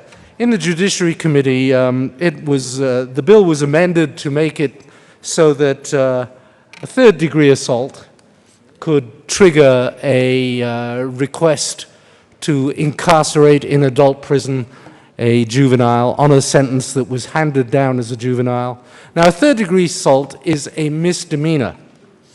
And if a 19-year-old, for the sake of argument, who's in DYC, is convicted of the misdemeanor of a third-degree assault, that is an assault which causes injury, that can be any kind of injury, a bruise, a scratch, any kind of injury, so basically gets in a fight, and there is some injury, that is a misdemeanor. And if the court determines that the appropriate sentence for this misdemeanor committed while at DYC, both of which the court knows, is probation, this bill, as amended by the Judiciary Committee, would allow that misdemeanant to be applied for, who's got probation, to be applied for to go to the Department of Corrections, to prison on the misdemeanor. Because the Division of Youth Corrections thinks, and they go and make the case to the court, that the person is unfit for the Division of Youth Corrections. That is way too far. I urge a rejection of the Judiciary Committee report. Any further, Senator Gardner? Yes, thank you, Mr. Chair. The amendment's consistent with the intent of the bill, and I urge an aye vote. Any further discussion on the Judiciary report? Seeing none, the motion for the body is the adoption of the Judiciary report on Senate Bill 289. All in favor say aye. Aye. Opposed, no. No. Ayes have it, and the Judiciary report is adopted. To the bill. I urge an aye vote on Senate Bill 289. Senator Kagan. Members, I urge a no vote on Senate Bill 289. Let me explain exactly how I understand the bill, and I'm sure the highly esteemed chair will correct me if I'm misrepresenting any of it.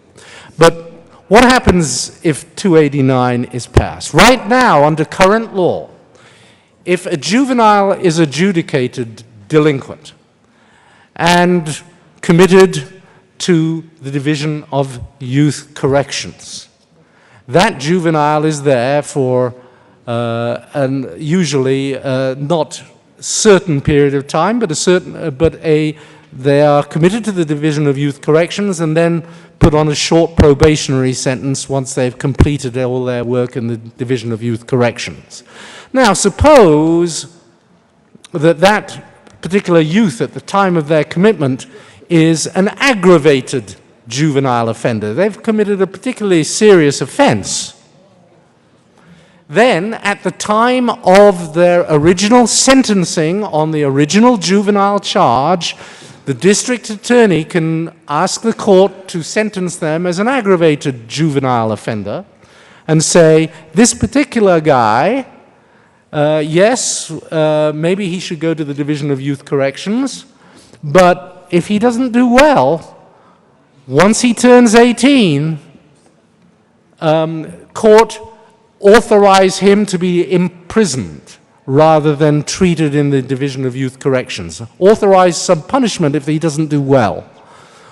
Because punishment is what the Division of Corrections, Department of Corrections does in part, and everything that the Division of Youth Corrections does is in the best interests of the child. So that aggravated juvenile offender status can be sought at the original time of sentencing.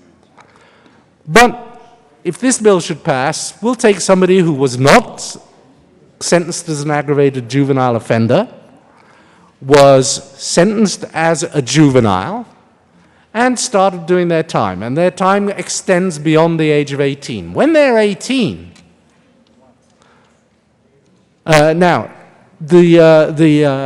time of the original sentencing, also, the district attorney could direct file and say, this guy needs to be treated as an adult and sentenced, if he is found guilty, to the Department of Corrections and treated as an adult.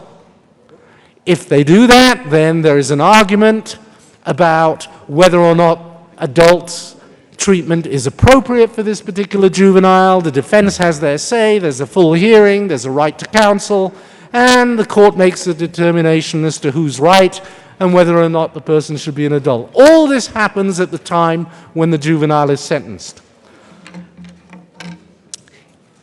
Now suppose this juvenile is not found to be an adult, is not found to be an aggravated juvenile offender, they're sentenced to the Division of Youth Corrections, they're doing their time, they're getting their treatment, but at the age of 18, 19, or 20, while still in the Division of Youth Corrections, they commit an offense. They are charged with the offense as an adult. They go to court. They either plead guilty or they are convicted by a jury of the adult offense, whatever it may be. Then the court says, I am going to sentence you, adult John, for what you did in the Division of Youth Corrections. And the court on that adult charge can say, you really need to go to prison. Or it can say, you can be on probation. Or it can say, you shall be fined. Or it can have a combination of the above. In cases where the court on the adult sentence determines that it will sentence this youth to probation, what this bill allows is for the Division of Youth Corrections to say, ah, shucks, he was sentenced to probation. He didn't get prison time. We think he should have prison time. We don't want him in the Division of Youth Corrections because he's picked up this new charge. He's a troublesome kid. We want a second effort, a second bite at the apple. We want to argue to the court that he should go to prison, despite the court having sentenced him to probation. And this is important to understand. The Division of Youth Corrections is asking through this bill to have the ability to say, court, you got it wrong. This young adult does not deserve probation. We do not want him in the Division of Youth Corrections. We don't want to give him further treatment. He is unfit for the Division of Youth Corrections.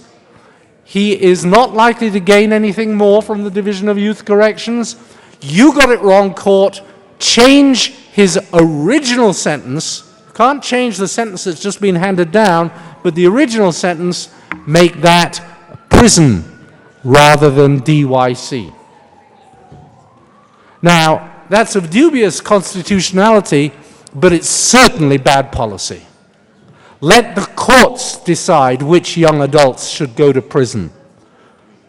Let the courts decide what is the appropriate sentence for a young adult who has just been convicted of an offense. Let the courts decide whether, if that young adult is to be placed, he continues his placement in the Division of Youth Corrections or he should go to prison. Let the courts decide. That is their job, that is their function. Let's not let the Division of Youth Corrections shuffle off their residents to prison when the court has sentenced them to probation. I urge a no vote on this bill for that reason. Any further discussion on Senate Bill 289? Seeing none, the motion for the body is the adoption of Senate Bill 289. All in favor say aye. Aye. Opposed, no. Ayes have it, and 289 is adopted. Mr. Carpenter, please read the Senate Resolution 17001. Senate Concurrent Resolution 001 by Senator Merrifield Marble and Representative Melton, submitting to the registered electors of the state of Colorado an amendment to the Colorado Constitution concerning reduction in the age qualification for a member of the General Assembly from 25 years to 21 years. Senator Merrifield. Thank you, Mr. Chairman. Colleagues, this morning we will bring you SCR 17-001, this concurrent resolution. Senator Merrifield, could you move the resolution, please? And I will move SCR 17-001. So this resolution would allow the voters of Colorado, remember, the voters of Colorado, the opportunity to lower the age to run for the Colorado General Assembly from 25 to 21. 13 states in this country currently allow 18-year-olds to run for at least one of their chambers, and an additional 26 states allow 21-year-olds. 3 additional states have no age requirement at all. And here's what an interesting factoid. 3 states, and only 3 states, which includes our state of Colorado, require someone to be 25. We currently in Colorado have the highest age requirement for the lower house, and only a few states have a higher age requirement for their state senate. So right now we are telling a segment of the population that they have all the responsibilities as a citizen of this state, but they don't have the right to represent themselves. We're saying to them they are only partial citizens, that they must share all the obligations of being a citizen, but not all of the rights. We tell people under 25 that they must pay taxes, but can't be involved in writing the legislation that determines how those taxes will be spent. We trust them to serve in the military, defend this country, lead soldiers in combat, and take responsibility for the lives of servicemen with them, but they can't take responsibility to represent veterans' issues in the legislature. We trust them to enforce our laws, protect our property, save our lives, take on the responsibility of being first responders, but not allow them to represent themselves in the legislature and have a voice in creating the policies that affect community safety. They can pay tuition, taxes for education, but they can't participate in the determination of state spending and policy for that education. So this resolution allows the voters of Colorado the opportunity to decide if they believe the age qualification is too high and to determine who best represents them in the General Assembly. This is a bipartisan resolution and passed the State Affairs Committee with unanimous vote. It is supported by both Colorado Young Democrats and the Colorado Federation of Young Republicans. Also, New Era Colorado and Generation Latino, the same young men and women who run your offices, canvass for you, call and knock on doors for you, vote for you on Election Day, and now we're asking you to allow them the opportunity to become a member of the legislature as well. So, as was noted in the Aspen Daily News the last time this was brought forward, it's time for some basic housekeeping with our state constitution and an opportunity to catch up with the rest of the nation. The law says that a 21-year-old is an adult, so it's foolish not to allow an adult to run for the General Assembly. And I ask for your support on this concurrent resolution. Senator Marble. Thank you, Mr. Chair. Got to tell you a little story about Colorado history. Thomas W. Nevin, a Democrat, was elected to the House back on November 6, 1934. However, Representative Nevin took office when he was 24 years old, 8 months and 26 days. No one ever questioned whether he met the age requirement. The average age of a state legislator nationwide is 56 years old. The youngest legislator was elected at 18. And even the others, I'm going to give you some, there were actually 12 who were elected under the age of 25, and 8 of them were Republicans, 4 Democrats, and they're from 9 states. So we're doing pretty good right there on getting some, we're always wanting to get the youth involved in politics. Where are they? How can we get them, as part of our program? How can we get them interested? Well, this may be a reason and a way that we can do it. I want to say that, too, in our military, the one time in my life I realized I had to stand down was when my son became a sergeant in a machine gun unit, and it was a line company before his 21st birthday. There were things he knew about the world that I could never understand. He came home with a grasp and understanding of world vision and politics that would just absolutely blew me away. Many of our military come home in this same mindset, and I feel that many of them would make excellent legislators. And I want to just tell you that those are some of the reasons why I was so happy when the good senator came to me and asked me to be a co-prime on this. And I'm very honored. Thank you. Senator Gardner.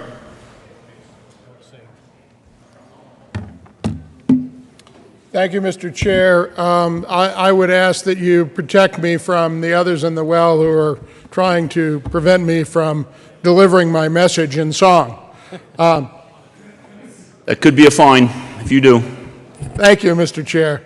In all seriousness, members, if we're going to lower the age from 25 to 21 and all these very appealing arguments are made, they're so appealing, why don't we just lower it to 18? I would ask them, the sponsors, why not just make it 18? That's how old you have to be a registered elector. I see some people cringing. Well, I don't know. I mean, the arguments work as well for someone being 18 as 21, unless, of course, you believe that someone needs at least some amount of life experience, and if they do, then isn't the same argument then as compelling to leave the age at 25 as 21? The fact is the United States Constitution requires you to be 35 to be a president, 30 to be a United States senator, and 25 to serve in the U.S. Congress. That was at a time as our constitutional provision when life expectancies were actually much shorter, and one might actually debate the relative life experience and maturity of people. But I'm not passionate about this. I'm just passionate about how the arguments are, frankly, a bit spurious, because you argue one way and then you say, well, then let's just lower it to 18 because that's the age of a registered elector, and then everybody sort of recoils. Well, that must mean there's something about the arguments that is really compelling to leave it at 25. I do want to call to your attention that someone mentioned to me this morning, haven't we done this before? Not all of you have, but some of us have. In 2008, referendum L did exactly this. It was placed on the ballot, put before the voters of Colorado, and the vote was 53.5% no, 46.5% yes. I would suggest if the people between the ages of 18 and 25 actually turn out to vote, they might win this time. I just urge a vote one way or the other, but don't buy the arguments unless you really believe we ought to just lower it to 18. Thank you. Senator Merrifield. Thank you, Mr. Chair. Well, if the good senator from Colorado Springs wishes to offer an amendment to lower the age to 18, I would consider supporting that.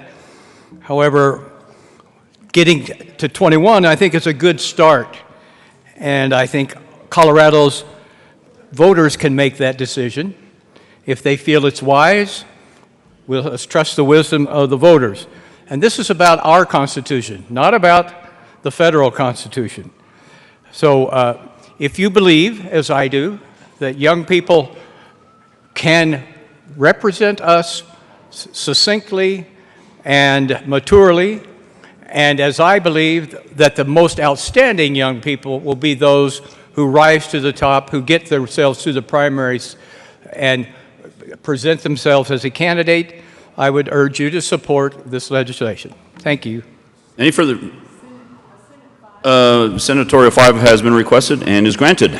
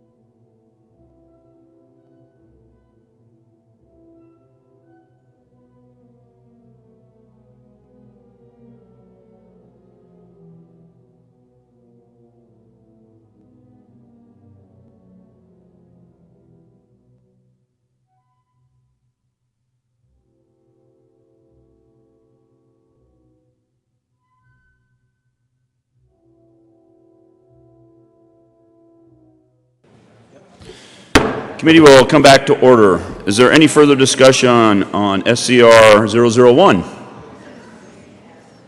Any further discussion? Seeing none, the motion for the body is the adoption of it. A division has been called.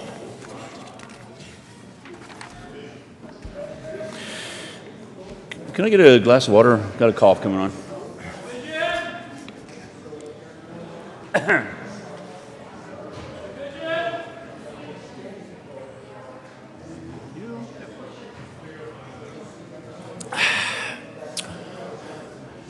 A division has been requested. Can you count? Do we have them all? We got, okay. A division has been requested. Will all those in the chamber not entitled to vote please be seated? The motion before... Yeah, he's there. The motion before the body is adoption of SCR 001. All in favor, please stand.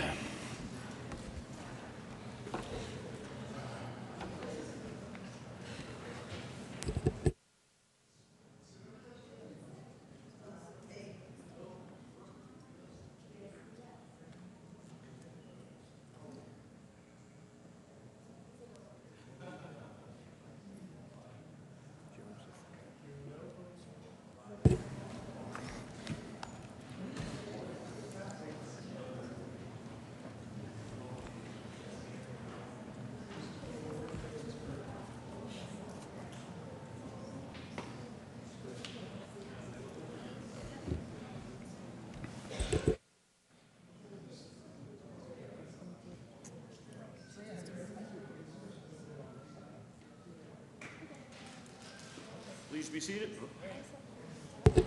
Please be seated. All opposed, please stand.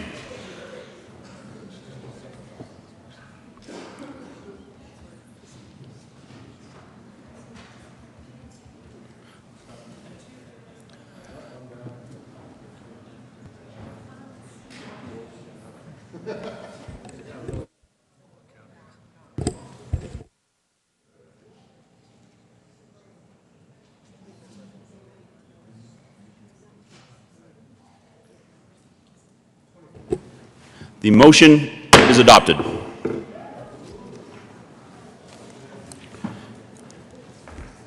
Mr. Carpenter, please read the title of House Bill 1176. House Bill 1176 by Representative Becker J. McLaughlin and Senator Sonnenberg concerning an extension of the employment after retirement limitations for retirees of the Public Employees Retirement Association employed by a rural school district after retirement. Senator Sonnenberg. Thank you, Mr. Chair. I move House Bill 1176 in the committee report on education. To the committee report. Nope. Okay, any further discussion on the committee report? Seeing none, the motion from the body is the adoption of the committee report. All those in favor say aye. Opposed, no. Ayes have it, and the committee report is adopted. Motion for the body is the adoption of House Bill 1176. Is there any further discussion? Seeing none, all those in favor of House Bill 1176 say aye. Opposed, no. Ayes have it, and 1176 is adopted. Majority Leader Holbert. You want to read the title first? Please, Mr. Carpenter, please read, or the title to 253.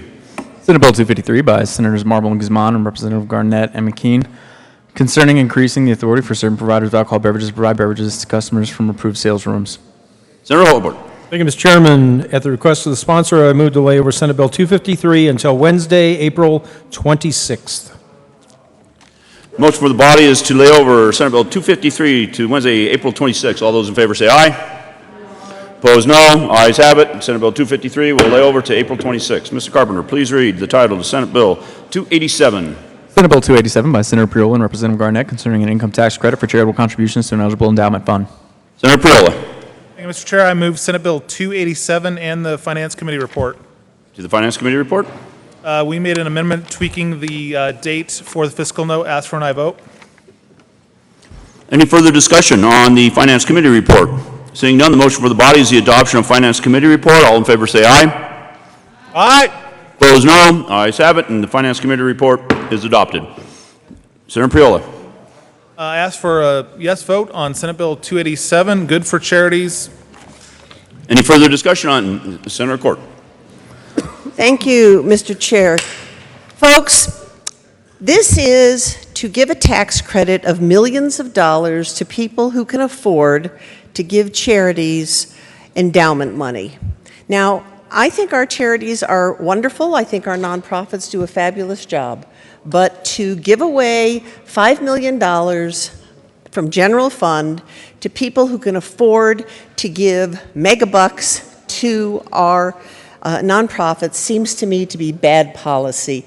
We have over $3 billion that we give away in tax expenditures of one kind or another.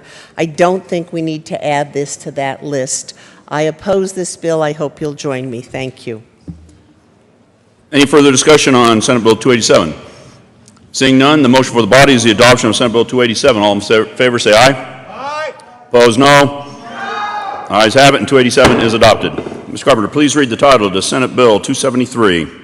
Senate Bill 273 by Senators Hill and Williams concerning the manufacturer's list price of tobacco products for purposes of state excise tax. Senator Hill. Thank you, Mr. Chair. Colleagues, just a quick bit of background on 273, and then I will ask Mr. Chair to lay it over. Senate Bill 273 is an effort as we continue to watch online retail sales challenge a lot of our... Senator Hill, please move the Appropriations Committee and the bill. Thank you, Mr. Chair. I move the Appropriations Committee report. Is there any discussion on the Appropriations Committee report? Seeing none, the motion for the body is the adoption of the Appropriations Committee report. All in favor say aye. Aye. Opposed, no. Aye has it. Committee report is adopted. To the bill, Senator Hill. Thanks again, Mr. Chair. Again, just very brief overview. This was an effort to try to level the playing field with some of our brick and mortar stores trying to compete with online retailers.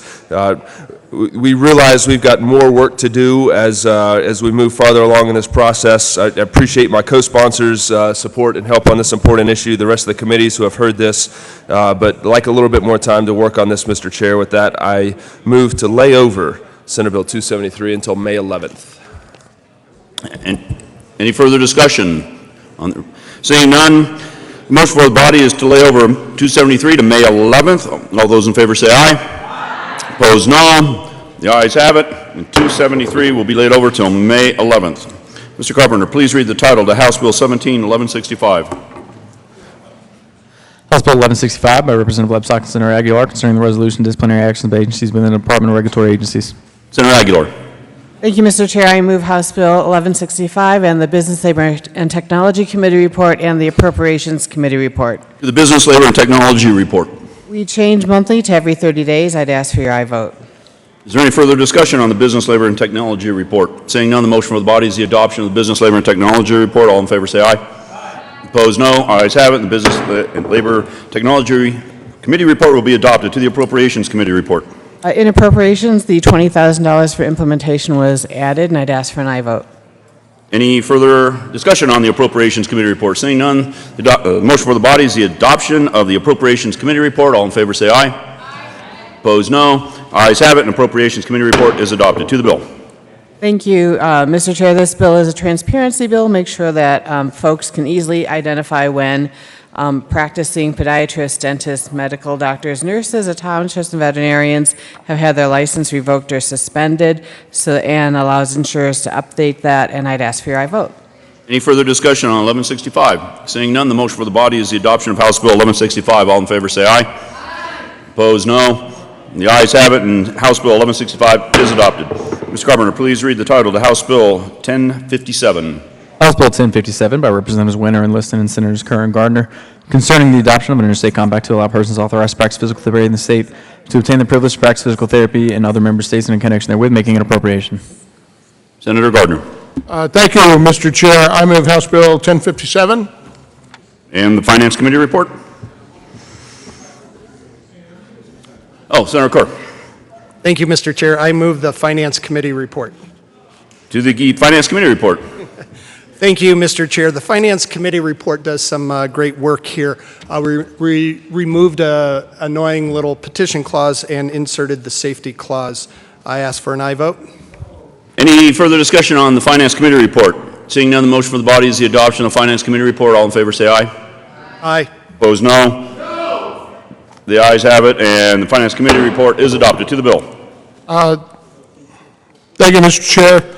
House Bill 1057 is a bill that adopts an interstate compact to allow persons authorized to practice physical therapy in Colorado to obtain that privilege in other compact states. It's a good vote, good bill for physical therapists to travel from state to state. Ask for an aye vote. Any further discussion on 1057? Seeing none, the motion for the body is the adoption of House Bill 1057. All in favor say aye. Opposed, no.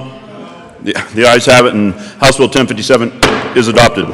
Mr. Carpenter, please read the title to House Bill 1246. House Bill 1246 by Representative Kraft, Tharp, and Senators Tate and Garcia concerning implementation of the STEMI Task Force recommendations related to reporting confirmed heart attack incidents in the state. Senator Tate. Thank you, Mr. Chair. I move House Bill 1246 and the Health Committee report. To the Health and Human Services Committee report.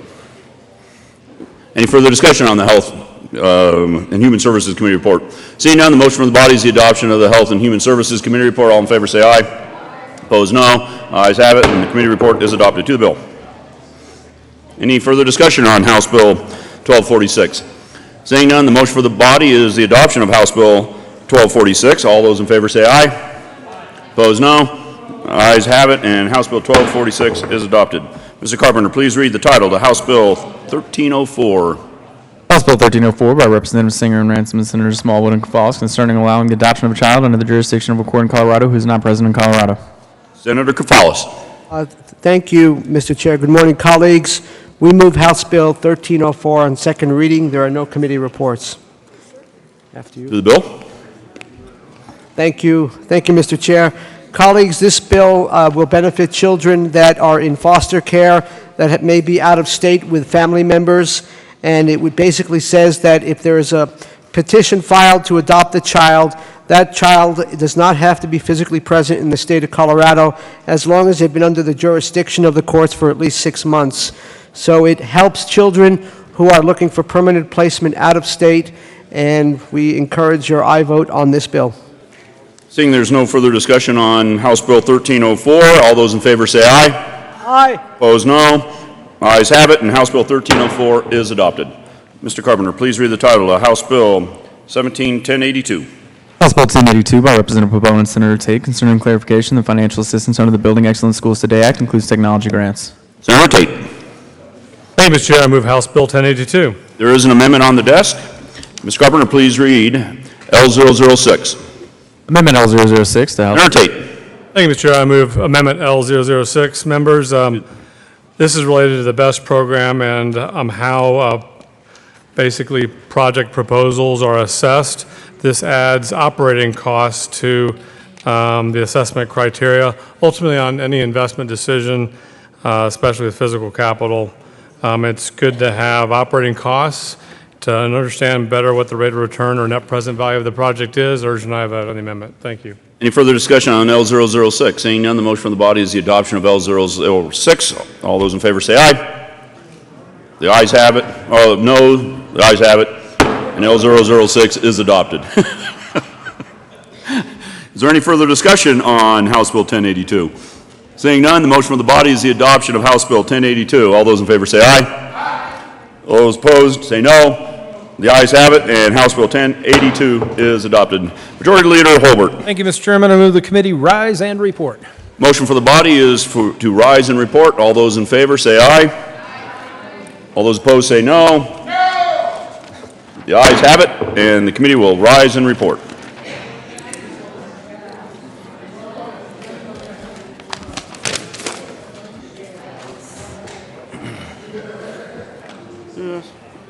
That.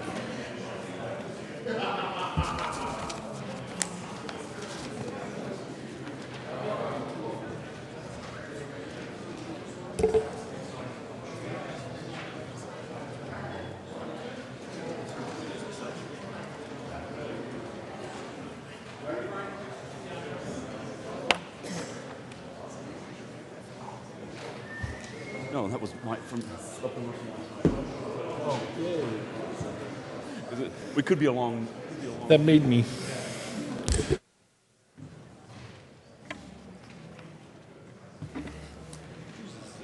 Uh-oh. Uh-oh. You don't know my password, do you?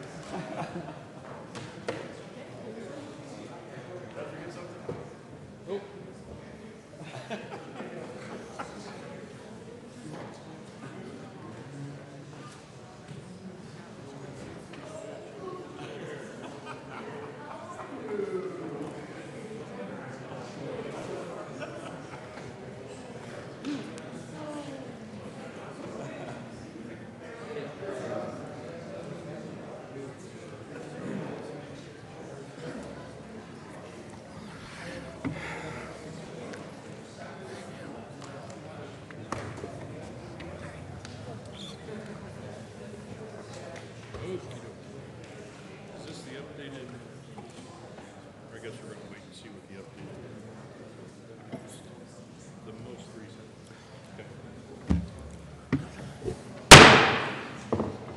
Senate will come to order. Senator Cook. Thank you, my President. The committee has met and had a number of bills under consideration. Will the clerk please read the report? Mr. President, your committee whole bags leave to board has had under consideration the following attached bills being the second reading thereof and makes the following recommendations thereon. Senate Bill 281 is amended. Senate Bill 289 is amended. Senate Concurrent Resolution 1. Senate Bill 287 is amended. Passed on second read. Order engrossed placed on the calendar for their reading and final passage. House Bill 1176 is amended. House Bill 1165 is amended. House Bill 1057 is amended. House Bill 1246 has amended. House Bill 1304. House Bill 1082 is amended. Passed on second read. Order revised and placed on the calendar for their reading and final passage. Senate Bill 253 laid over until 4/26/17 retaining its place on the calendar. Senate Bill 3 laid over until 5/1/17 retaining its place on the calendar. Senate Bill 188, House Bill 1123, Senate Bill 273 is amended, laid over until 5/11/17 retaining their place on the calendar. Senate Bill 107 is amended, lost in second reading. Senator Cook. Thank you, Mr. President. I move for the adoption of the report.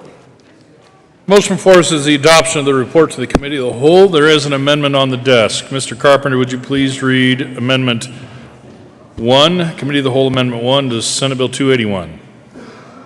Committee of the Whole Amendment 1 to Senate Senator Bill. Merrifield. Thank you, Mr. President. Members, Oh, excuse me, Senator. This is a Senator Fields amendment.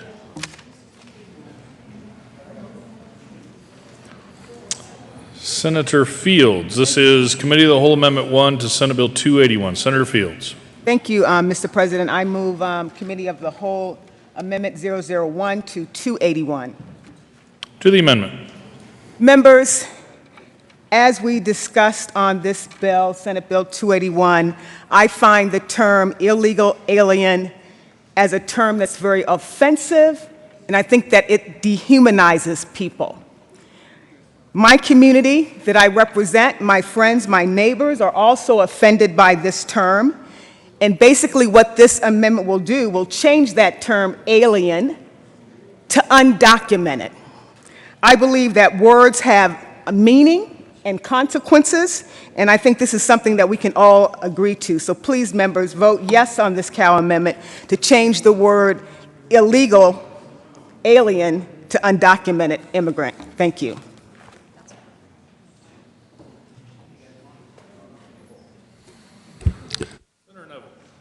Senator Neville. Thank you, Mr. President. Colleagues, I urge a no vote on this Committee of the Whole amendment. A couple of things. First of all, we've already identified that the term alien is a term of law, and illegal alien is somebody who basically has not gone through the processes that legal immigrants go through. This is not something that has to do with any race, color, or creed. This has to do with application and equal application of the law. Also, the question regarding documents, undocumented immigrant. So if we have someone who happens to be an illegal alien that is guilty of criminal activity, but they have a Colorado driver's license, are they then documented? If we have a situation where we have someone who has broken the law, but they have some kind of documents from someone, somewhere, are they all of a sudden considered documented? Colleagues, I just urge a no vote. Is there any further discussion? Question before us, Senator Coram. Thank you, Mr. President. I just have a question because on the IRS tax form, it is a 1040 NR, non-resident alien. How would this affect that? Senator Fields. Thank you, Mr. President. Members, as policymakers, we have a responsibility in reference to the kind of words that we use. And what this amendment will do in this bill, it will change the words that are currently in the document that says alien. It would substitute that to undocumented immigrants. It's a switch of the words. This is something that we can do as policymakers. I think it's a great thing, and it's the best thing we can do. Is there any further discussion? Seeing none, the motion before the body is the adoption of Amendment 1 to the Committee of the Whole, Senate Bill 281. Are there any no votes? Senator Tate, Senator Sonnenberg, Senator Baumgardner, Senator Crowder, Senator Gardner, Senator Hill, Senator Cook, Senator Coram, Senator Martinez-Jimenez, Senator Lundberg, Senator Lambert, Senator Smallwood, Senator Priola, Majority Leader Holbert, Senator Marble, Senator Neville, Senator Scott. Please add the President. With 17 ayes, 18 noes, 0 absent, 0 excused, Committee of the Whole Amendment 1 to Senate Bill 281 is lost. There is another amendment on the desk. Ms. Carpenter, please read Committee of the Whole Amendment 2 to Senate Bill 281 by Senator Fenberg. Committee of the Whole Amendment 002 to Senate Bill 281. Senator Fenberg. Thank you, Mr. President. I move Committee of the Whole Amendment 002. To the amendment. Members, this is just to make sure that even if there is a disagreement, even if there is a political conversation about what a city is or is not doing, or if the federal government in Washington, D.C. decides to label a certain city in our state as a sanctuary city or is not complying with federal law, this is to make sure that we are not defunding that state entirely. We are making sure that no matter what the political disagreement is, we will not totally defund and hang one of our cities out to dry, and make sure that our state is not forced to withhold funding for things like public safety, and for roads, and for public education and public health, because these are very basic functions of a city, and we should not be defunding them based on political disagreements that come down from Washington, D.C. Senator Neville. Thank you, Mr. President. Colleagues, I urge a no vote.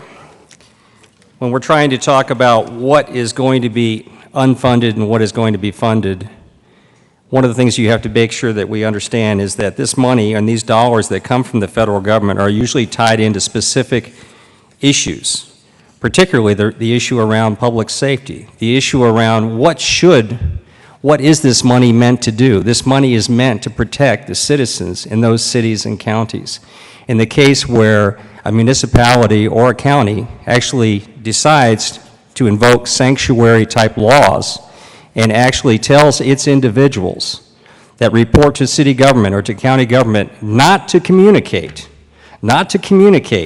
issues that are important to the federal government. We're not talking about making them agents. We're talking about making sure that they actually comply with federal law. That's a problem. That's what this bill is meant to cure. I urge a no vote on this Committee of the Whole amendment. Is there any further discussion? The question before the body is the adoption of Committee of the Whole Amendment 2 to Senate Bill 281. Are there any no votes? Senator Cook, Senator Hill, Senator Crowder, Senator Sonnenberg, Senator Tate, Senator Gardner, Senator Lundberg, Senator Neville, Senator Smallwood, Senator Lambert, Senator Martinez-Jimenez, Senator Priola, Senator Scott, Senator Coram, Senator Marble, Senator Baumgardner, Majority Leader Holbert. Please add the President. With 17 ayes, 18 noes, 0 absent, 0 excused, Committee of the Whole Amendment 2 to Senate Bill 281 is lost. There is an amendment on the desk. Mr. Carpenter, would you please read Senator Kagan's Amendment 3 to the Committee of the Whole, Senate Bill 281. Committee of the Whole Amendment 003 to Senate Bill. Senator Kagan. Mr. President, I move Amendment 3 to the report of the Committee of the Whole concerning Senate Bill 17281. To the amendment. Members, if a jurisdiction that you represent is designated a sanctuary jurisdiction by the federal government according to standards which we do not know and cannot predict because it's not specified as to how they can designate you a sanctuary city. So if they designate one of your cities in your districts as a sanctuary city, terrible fiscal impacts may follow. That city may become starved of funding. That city may become liable for unlimited damage awards, which your taxpayers will have to pay from coffers which have been defunded.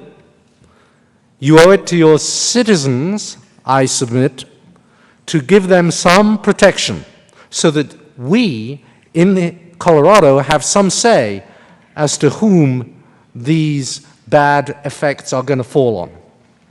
So what Amendment 3 does is it says, okay, federal government designates a city in one of your districts as a sanctuary city and therefore liable to these very serious fiscal penalties.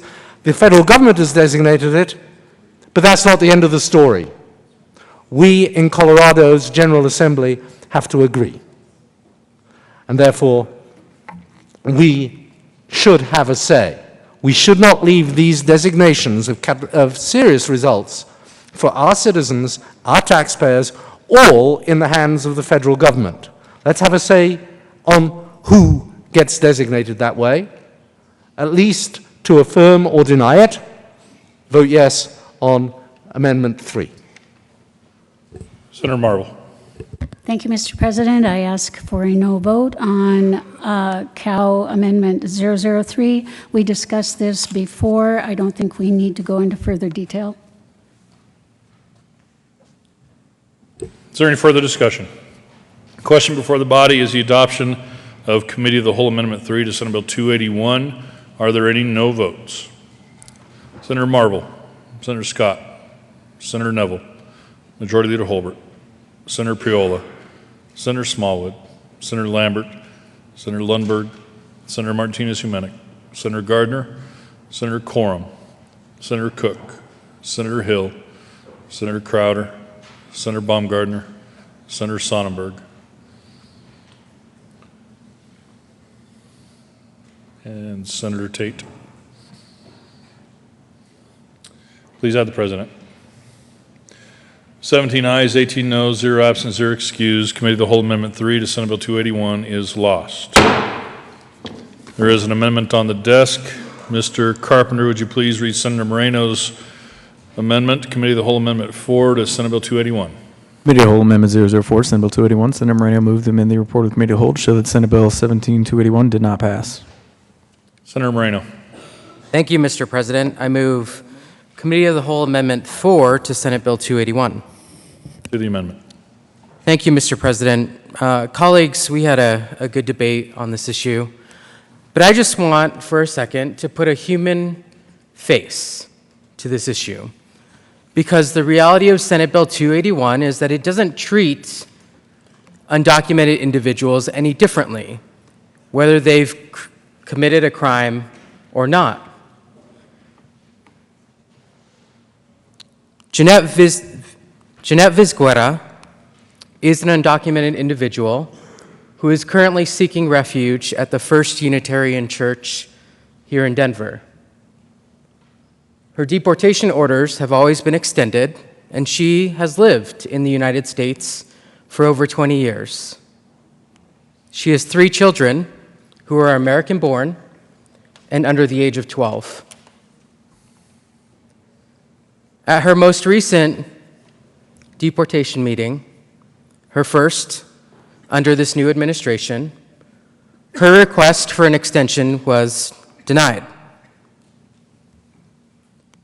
And it is the First Unitarian Church here in Denver that took her in, that gave her refuge. This bill doesn't just talk about political jurisdictions, governments, elected officials who pass sanctuary city policies. This bill also talks about faith-based organizations? Is it really our role to tell the church what they should and should not be doing? Is it our role to step in when they are merely trying to offer sanctuary to a mother who her only ask is that she not be separated from her children? Is that our job here? Where's our compassion? Where's our recognition that this country was built on the backs of immigrants? That it's immigrants who provide our food and immigrants who milk our cows. This is one of the most anti-immigrant pieces of legislation that I've seen in my time at the Capitol.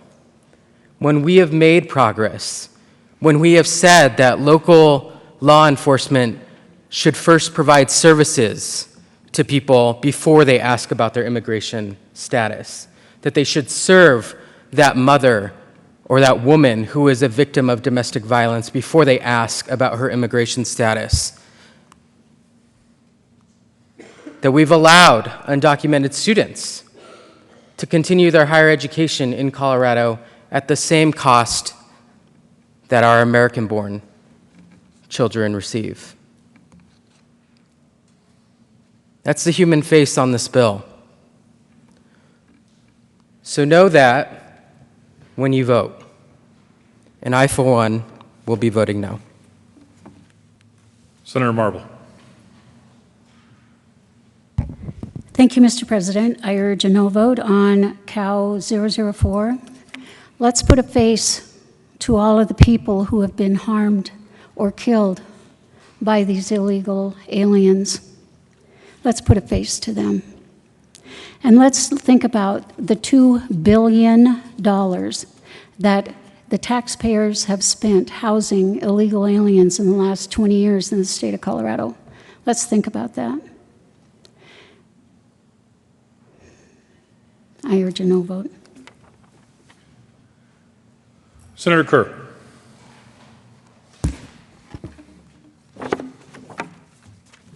Thank you, Mr. President. I rise in support of this amendment and against Senate Bill 281. And as we are putting a face to this bill and to this discussion, let's make sure that we put a face and a name to where this discussion started and whose discussion it really is. And again, I go back to the words in the bill itself, that this is based on an executive order issued on January 25th, 2017. By a single person, and being an executive order, I think we all know who that is, whose rhetoric in the campaign against people living in our communities, against the people who put new safe roofs on tops of our houses, who help gather our crops in the fields so that we can eat dinner and feed our children. The rhetoric against those people in our communities was over the top, as is the executive order that was signed on January 25th, and which this bill, as far as I can tell, tries to codify, at least in Colorado law, an executive order. And again, for those of you that aren't quite sure what an executive order is, that means the executive of the United States wrote out this order, basically putting forth his policies individually. Not a law that has been debated and passed by Congress. So this bill attempts to just rubber stamp that executive order by that individual and his over-the-top rhetoric against the immigrants in our country. So if you plan to vote for this bill, please know what you are voting for. Because again, it rubber stamps this executive order. And make sure you agree with the words of this executive order, which I do not agree with these words. The presence of such individuals in the United States and the practices of foreign nations that refuse the repatriation of their nationals are contrary to the national interest. I guess the Senate of Colorado is now going to be involved in foreign affairs if we're going to be condemning foreign nations and talking about what foreign nations do that are contrary to our national interests. In this executive order, Senator Kerr, would you like to bring this back around to the amendment and to the bill? thank you, Mr. President. Absolutely. As Senate Bill 281 says that the language of the bill, consistent with Section 9A of the President's executive order, which I am quoting from, directly from the executive order, which is referred to in Senate Bill 281, entitled Enhancing Public Safety in the Interior of the United States. This executive order, which this bill would then codify as Colorado law, says that in the enforcement of this is in the judgment of an immigration officer. In the judgment of an immigration officer to enforce this on people that otherwise pose a risk to public safety or national security. It doesn't necessarily set out the standards. It just says in the judgment of an immigration officer. So we're saying a federal officer under this executive order, which is what this bill is about, that individual immigration officer now, under Colorado law, has the ability to decide what they think should be enforced or should not be enforced.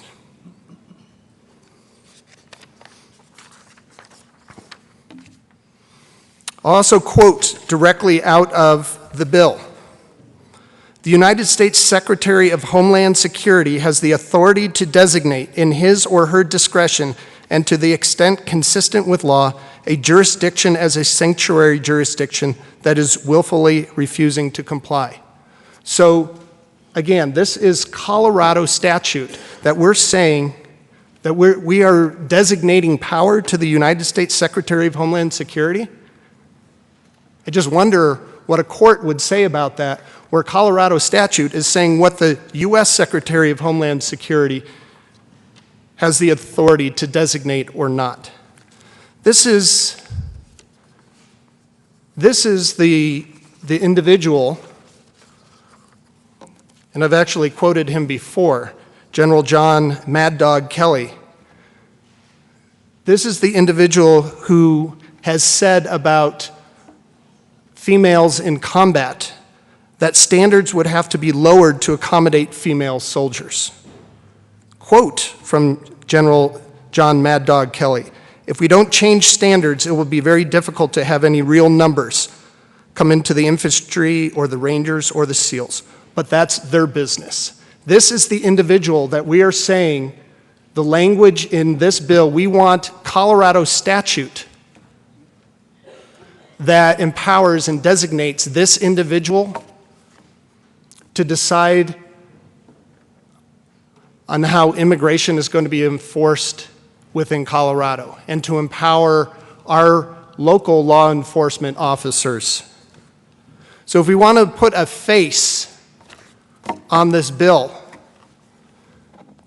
think of the over-the-top rhetoric from the last national campaign and the over-the-top rhetoric against the people in our communities and the executive order that this bill tries to codify. Mr. President, I ask for a no vote on Senate Bill 281 by voting aye on this amendment. Senator Neville. Thank you, Mr. President. Colleagues, I urge a no vote on this committee of the whole amendment. I think it's important to understand at one time in the state of Colorado, Democrats and Republicans united and focused on the issues of illegal immigration. It was in 2010 that Governor Bill Ritter ordered the Department of Public Safety and all state agencies to participate in federal ICE Secure Communities programs, which required that all local jails to share personal identification data with FBI and ICE.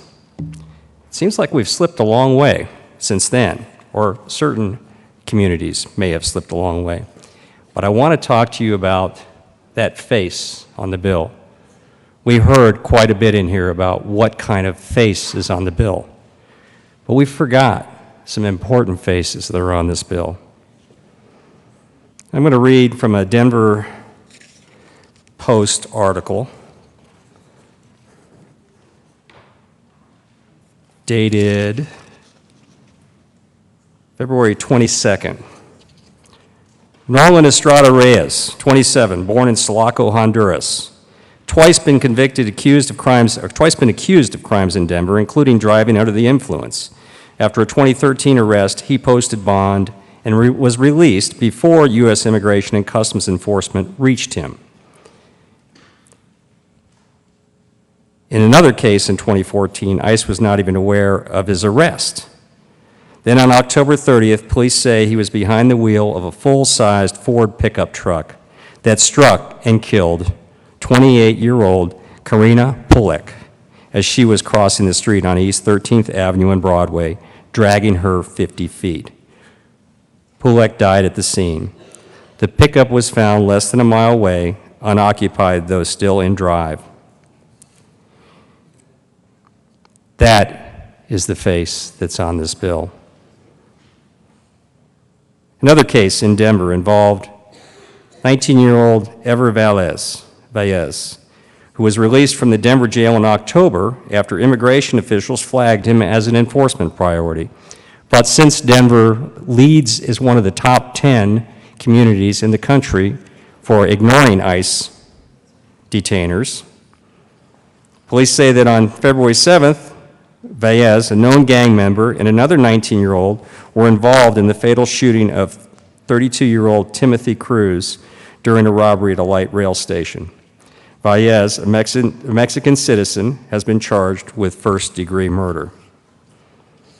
Colorado jailers say they lack the authority under current state law to hold inmates solely because of their immigration status. Now, what's interesting here is the Denver Sheriff's Department on that Tuesday said they called Cruz's death a tragedy. And instead said in a statement that law enforcement must, quote, focus on creating a system where federal and local governments respect each other's responsibilities and work together to close the gaps. They went on and said, Denver is committed to that effort. Colleagues, let's give Denver and other communities the opportunity to show that they are committed to upholding the law and actually protecting people. And I want you to consider in your mind that this family is without a father, and this other family is without a loving member. That's the face that I want you to remember that is on Senate Bill 281. And I urge a no vote on this committee of the whole amendment. Senator Crowder. Thank you, Mr. President. I will be brief. We're talking rhetoric up here. There was a statement made here a little bit ago about the college asset bill. And the insinuation is this side here had nothing to do with it. I can assure you that this side had everything to do with it. We had, as I recall, it was my bill. So we did pass that. I just wanted to make sure the record is straight because, you know, the rhetoric does get out of hand. But the asset bill was an important bill at the time, and it's still important. What it does is progress people. But I just want to make that statement on the asset bill. Thank you, Mr. President. Is there any further discussion? Question before the body is the adoption of Committee of the Whole Amendment 4 to Senate Bill 281. Are there any no votes?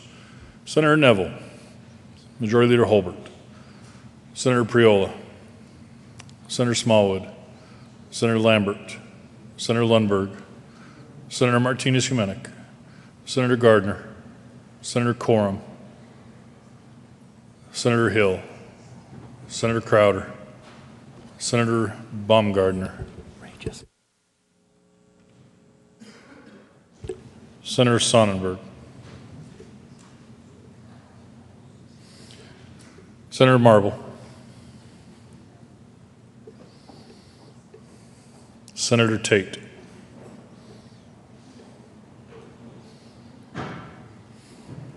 Senator Cook,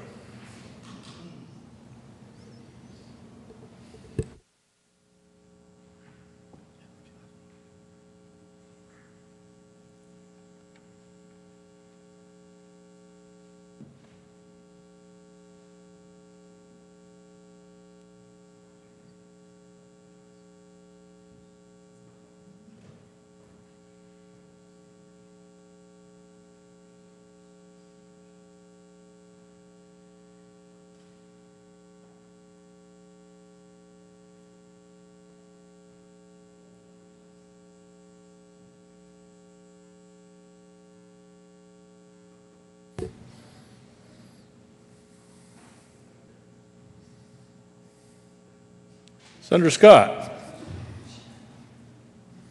Please add the President.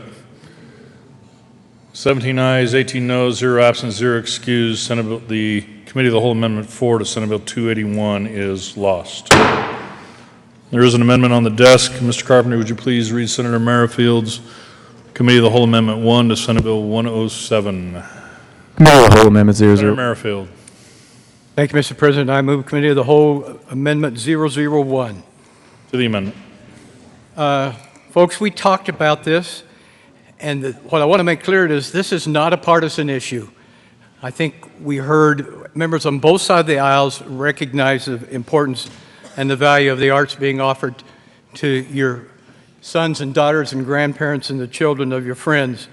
And I think, given the history of this body, we all agree that there has been an overemphasis on testing in this state. We passed legislation pushing back on that.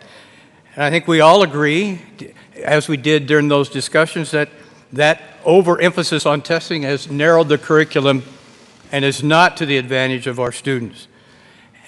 And I quoted numerous studies and showed you data and scientific research showing that the arts is incredible in making a difference for our most at-risk students. And the fact that 28,000 students in Colorado have no opportunity at all to be involved in the arts should in itself be enough for you to support this Committee of the Whole report. So I urge you to please support and give your children, your grandchildren, your friends' children the opportunity to be involved in the arts and take it and what it does for them into their futures. Thank you. Senator Hill. Thank you, Mr. President. Colleagues, I think the arts are actually a huge component of what we're doing in schools, and I lament the fact that as we've shifted and tried to industrialize too much of what's going on in many of our schools, that we have failed many of our students. The challenge with the way this legislation is written is it's us as a state putting our finger on the scales and saying we're going to give extra credit for having an arts program. And it's helpful to think of it perhaps in terms of, yes, arts are an important component for many of our students, but I think we'd also be up here saying it would be inappropriate for us to put our fingers on the scales and say, well, we're also going to give extra credit for a robotics program or for a wrestling class or wrestling program or chess club or AP biology, all of these things that are important. They're important to some, many, or all of our students. But the question here is, what is our role and what is our task in holding our schools accountable? And we have worked very hard in a broadly bipartisan way to say we're going to hold schools accountable for outcomes, namely outcomes of how well you educate the students. How you get there really is up to the local districts.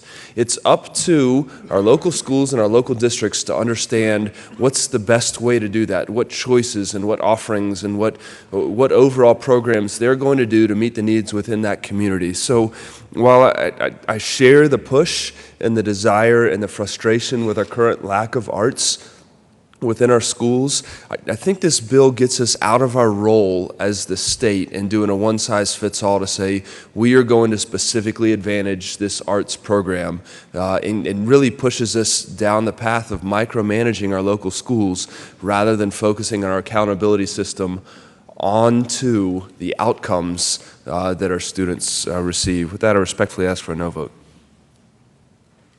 Senator Murfield. Thank you, Mr. Chair. Boy, if we don't already micromanage our schools, then a lot of the debate we've had for the last 13 years that I've served in the legislature, 11 years I've served in the legislature, have been a waste of time. This bill does not mandate anything to any district. It only gives extra credit to the districts who think that they can, by increasing the value of their arts to their students, get a better score on their accreditation score. Nobody is punished. If they don't want to take the extra credit, they don't have to take the extra credit. But I've given you all the data, and I've given you as many facts as I can. Let me tell you a story that maybe will make you understand how music and the arts is incredibly important to thousands and thousands and thousands of students, how it's made a difference in their lives, more so than the other issues that my colleague from Colorado Springs brought forward. In the mid-90s, I was teaching in Colorado Springs. I had some really incredible performing groups, and I was very proud of them. And because I was so proud of them and felt that it was such an honor to be a member of those, would not accept freshmen into my high-performance groups. But I had a young man, a freshman, come to me and plead and beg to me, and his teacher had sent me a note saying, this kid is incredibly talented. So I auditioned him thinking, well, I'll just tell him no. I couldn't after I heard him perform. He was the most talented young man I had heard in my, at that time, 25 years of teaching. So I said, yeah, I'll give you a chance. So he became one of my students in my high-performing groups, and he was incredibly talented, but he was also the biggest pain in the posterior I had ever taught. An obnoxious, disrespectful, frustrated, spoiled kid, constantly challenging my authority, and it was indeed difficult to teach this young man, but he was incredibly talented, and he added a lot to my performing groups. But then one day, a couple of years into his, I think he was a sophomore, maybe a junior, the principal came to me and said, I know that Jeff is really important to you, but he has not been going to any classes. He's failing everything but the music classes that he's in. We're going to throw him out of school. In those days, it was pretty quick. You could throw somebody out of school pretty simply. And so I said, no, don't do that. Give me a chance to see that he gets to his classes, that his grades get up. And he said, all right, I'll give you one chance. So I literally walked this kid to his classes to make sure at certain classes he was there, made sure that he was getting his homework done, and he brought his grades up and managed not to get thrown out of school. But he was still obnoxious, frustrating, and irritating. Later I found out his father was an alcoholic. He beat his son, would throw him out of the house. He would sleep in people's cars. And the fact that he came to my classes was incredible challenge to his stick-to-itiveness. But his senior year, the very first day of school, I called him in my office and I said, Jeff, you will not disrespect me. You will not say one word in opposition to anything I say. You will never be disrespectful to me or challenge my authority again, or you're out. I don't care how much it's going to hurt my groups. I'll never let you in my classroom again. And he cried. And he promised me that he would not challenge me. He'd be an exemplary student, and he was. He went on. He was to perform at Colorado All-State Choir, the only soloist of that year. He went on and graduated. He was respectful to me that whole year. He went to UNC on a scholarship, a music scholarship, and became a music teacher. And he came back to Colorado Springs and he taught in a middle school in Colorado Springs. And when I retired, he took my place. Music and the arts make a difference that nothing else can. And we are sacrificing that opportunity to our students because of our overemphasis on testing and punishing. This is a small thing we can do for our students. Please, I beg you to give your children, your grandchildren, your friends' children this opportunity. I urge you to support 001. Is there any further discussion? Question before the body is the adoption of Committee of the Whole Amendment 1 to Senate Bill 107. Are there any no votes? Senator Hill, Senator Crowder, Senator Sonnenberg, Senator Tate, Senator Cook, Senator Marble, Senator Coram, Senator Gardner, Senator Martinez-Humenick, Senator Lundberg, Senator Lambert, Senator Smallwood, Senator Priola, Senator Scott, Senator Neville, Senator Baumgardner, Majority Leader Holbert. Please add the President. 17 ayes, 18 noes, 0 absent, 0 excused. Committee of the Whole Report Amendment 1 to Senate Bill 107 is lost.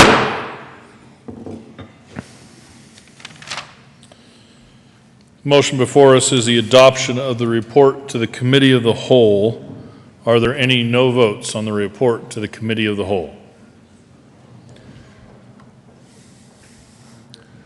Minority Leader Guzman, Senator Kerr, Senator Court, Senator Merrifield, Senator Todd, Senator Williams, Senator Aguilar, Senator Kagan, Senator Jones, Senator Zenzinger, Senator Fields, Senator Garcia, Senator Fenberg.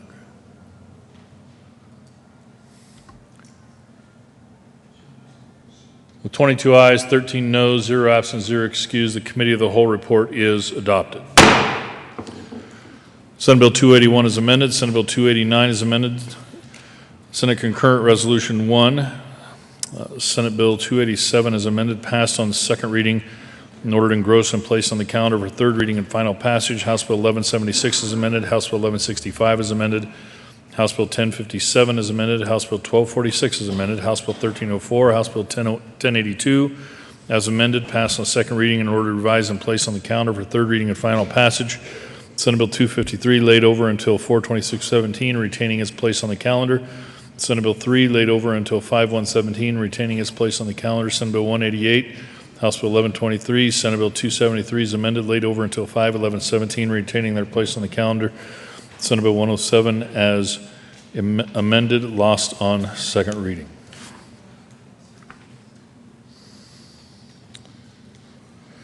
Introduction of resolutions. Message from the House. The House has adopted and transmit herewith House Joint Resolution 1027 is printed in the House Journal, April 24, 2017. Message from the Reviser. We herewith transmit without comment House Bill 1252, 1332, and 1337 without comment as amended House Bill 1260, 1279, 1291, 1292, 1300, 1305, 1310, and 1330 without comment as amended Senate Bill 132, 215, and 244. Introduction of resolutions. House Joint Resolution 1027 by Representatives Michelson, Janae, and Sice, and Senators Crowder and Fenberg concerning the declaration of April 23, 2017 through April 29, 2017 as Holocaust Awareness Week.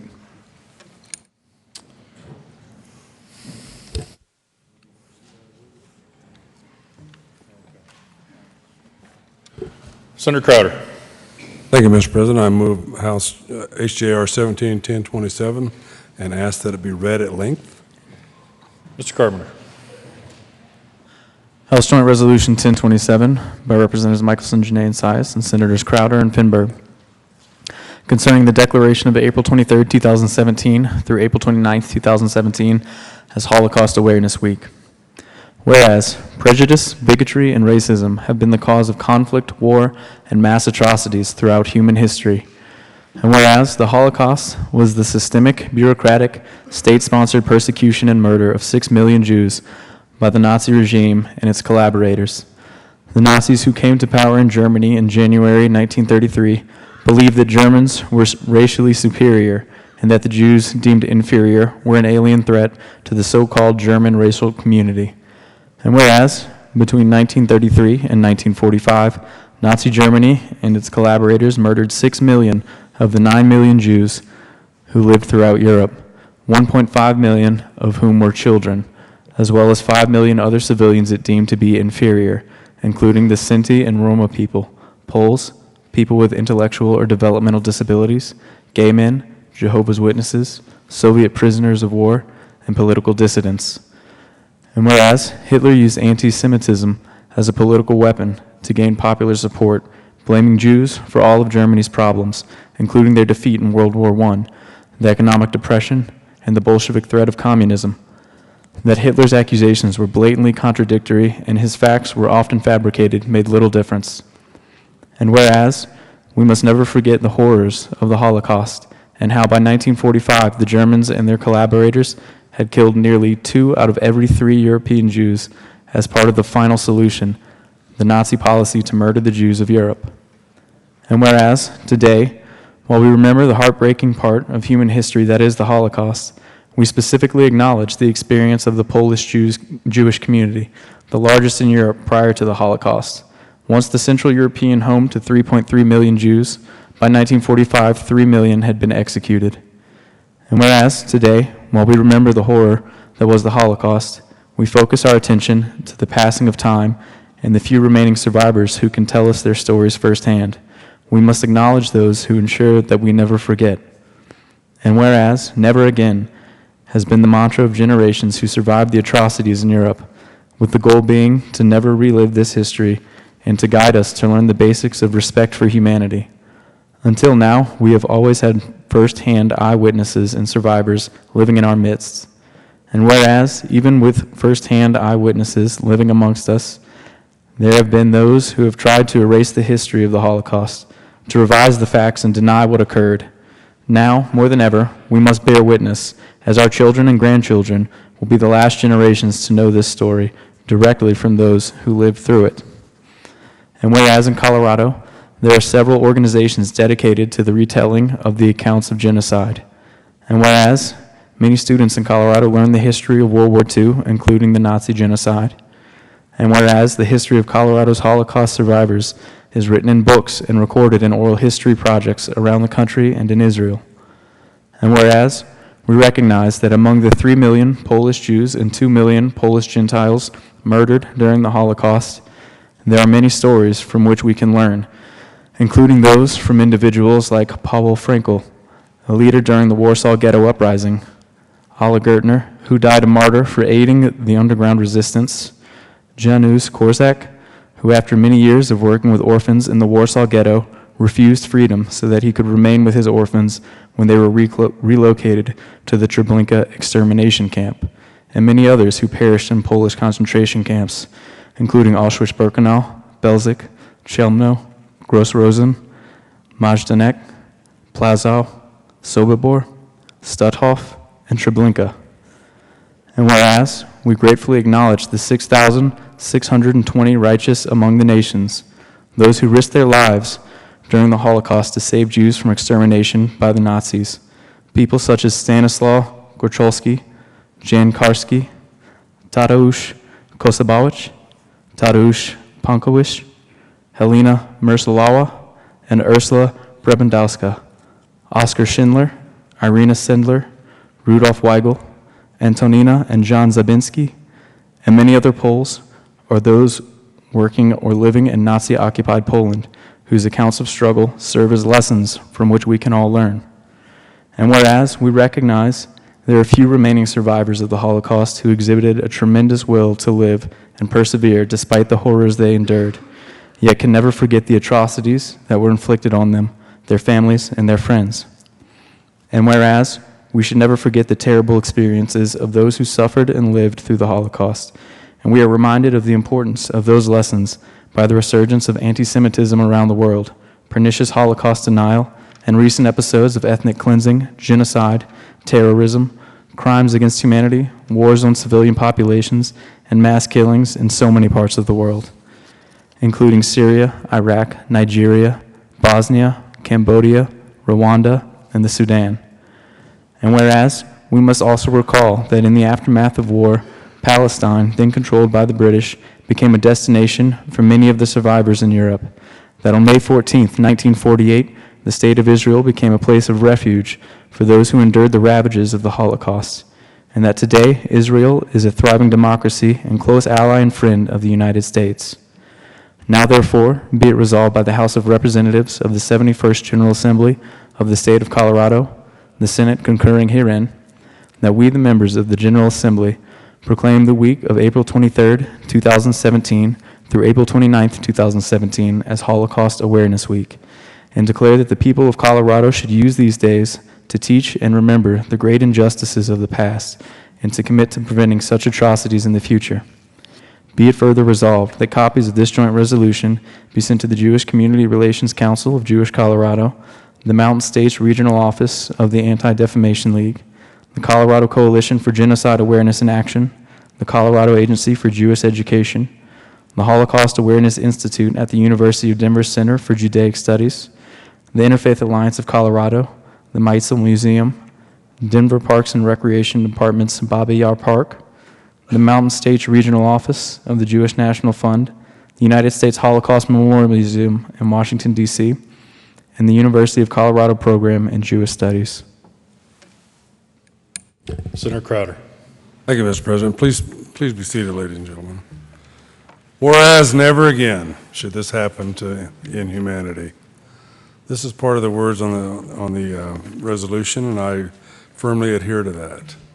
You know, we should learn from the past. We should learn what the devastation of the world that took place at that period of time to try and wipe out an entire people on an ideology, and the deliverance of this, as well as the utter madness of it, is beyond our comprehension. How could it ever happen? You know, and I've traveled to Europe, and I know a lot of you have also, and I know that a lot of you, as well as myself, have traveled to Israel.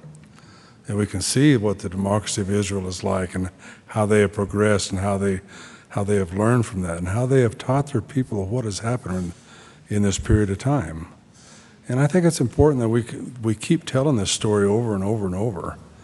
Until man can learn to live amongst themselves, I think the story will never get old. You know, so I'm a very firm believer in this resolution, and I'm very proud to be part of it. And I would ask you to take a minute and think about what the magnitude of the loss in that war was. You know, it's just beyond comprehension. We attempt to become civilized, but yet it gets harder and harder. So I think we need to take that responsibility and move forward. Thank you. Senator Fenberg. Thank you, Mr. President. About 80 years ago, there was a young girl living in the Netherlands. She was doing things that young girls do. She was playing games with friends. She was riding her bike around town, maybe she was writing in her diary about a boy that she liked, studying for classes, maybe pondering the names of her future children.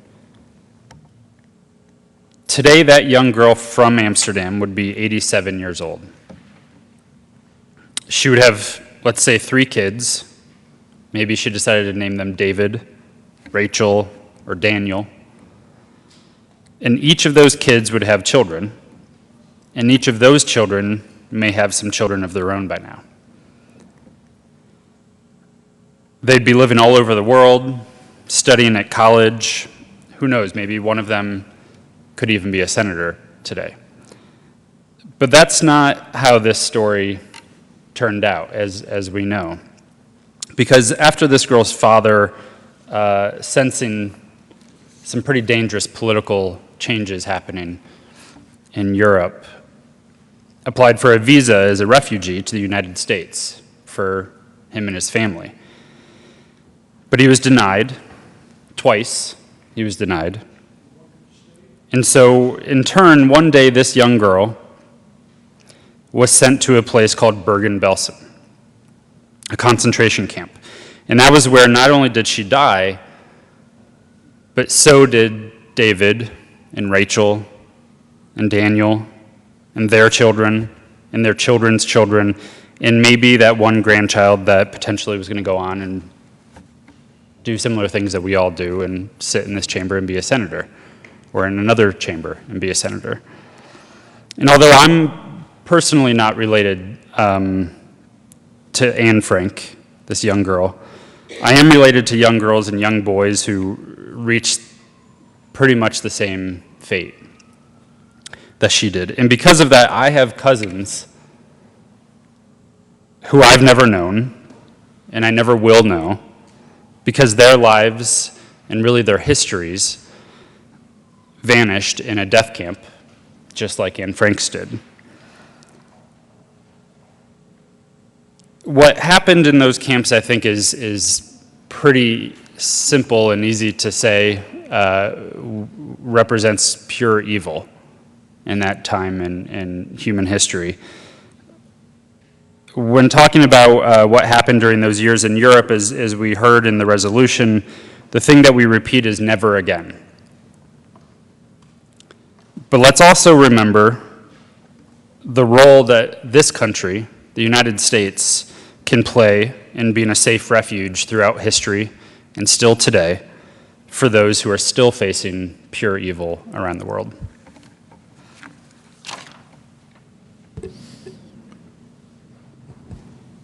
Senator Kagan.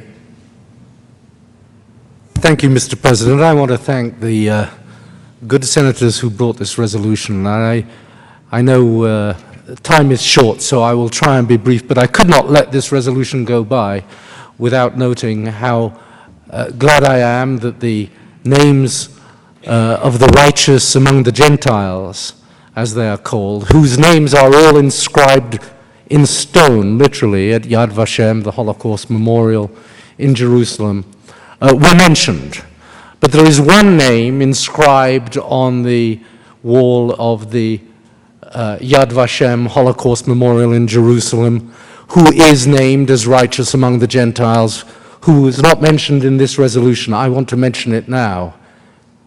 That name is Vytautas Rinkevičius, a Lithuanian Catholic who risked his life and the lives of his family members to shelter, harbor, feed 2 Jews, actually 3 Jews, 2 of whom were my parents, one of whom was my paternal grandmother.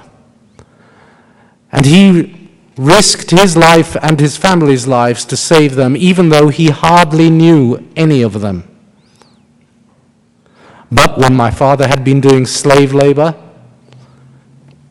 this man had been his Lithuanian Catholic foreman in the iron foundry where he had been forced to work. And when my father met my mother in the Kaunas concentration camp, he had said to her, "Margaret, I have a plan of escape and hiding. So marry me, go into hiding with me and survive, or don't marry me and perish at the hands of the Nazis. Which is it to be?" And she said, "Well, that's a tough choice," but she chose to marry him. And she and he always said she was never sure she made the right decision, but it did work out that way. But they were saved by Vytautas Rinkevičius, saved from death. And when the good senator mentioned there were people called Daniel, who he will never know, that may even have become senators. Well, I am one such person. I would not have lived had it not been for the sacrifice that was made by Vytautas Rinkevičius. I would never have been born. It was precisely to avoid the birth of people like me, Jewish babies, that the whole concentration camp system and extermination camp system was set up. So I cannot let this moment pass without saying, yes, it was a terrible, terrible evil to bend the machinery of government towards the extermination of an entire group of people based solely on their bloodline. That is an awful, unprecedented thing.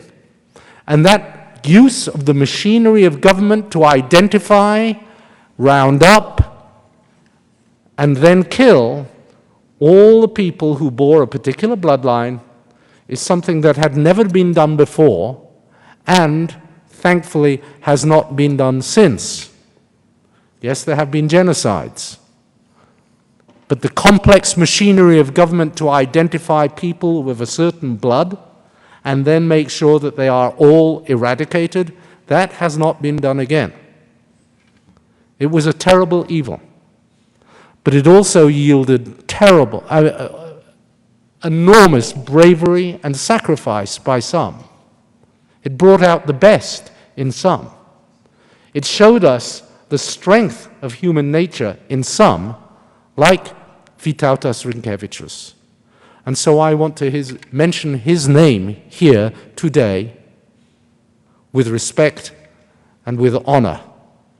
Vytautas, we will never forget what you did.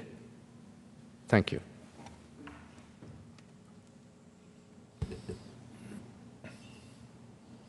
Senator Kerr. Thank you, Mr. President.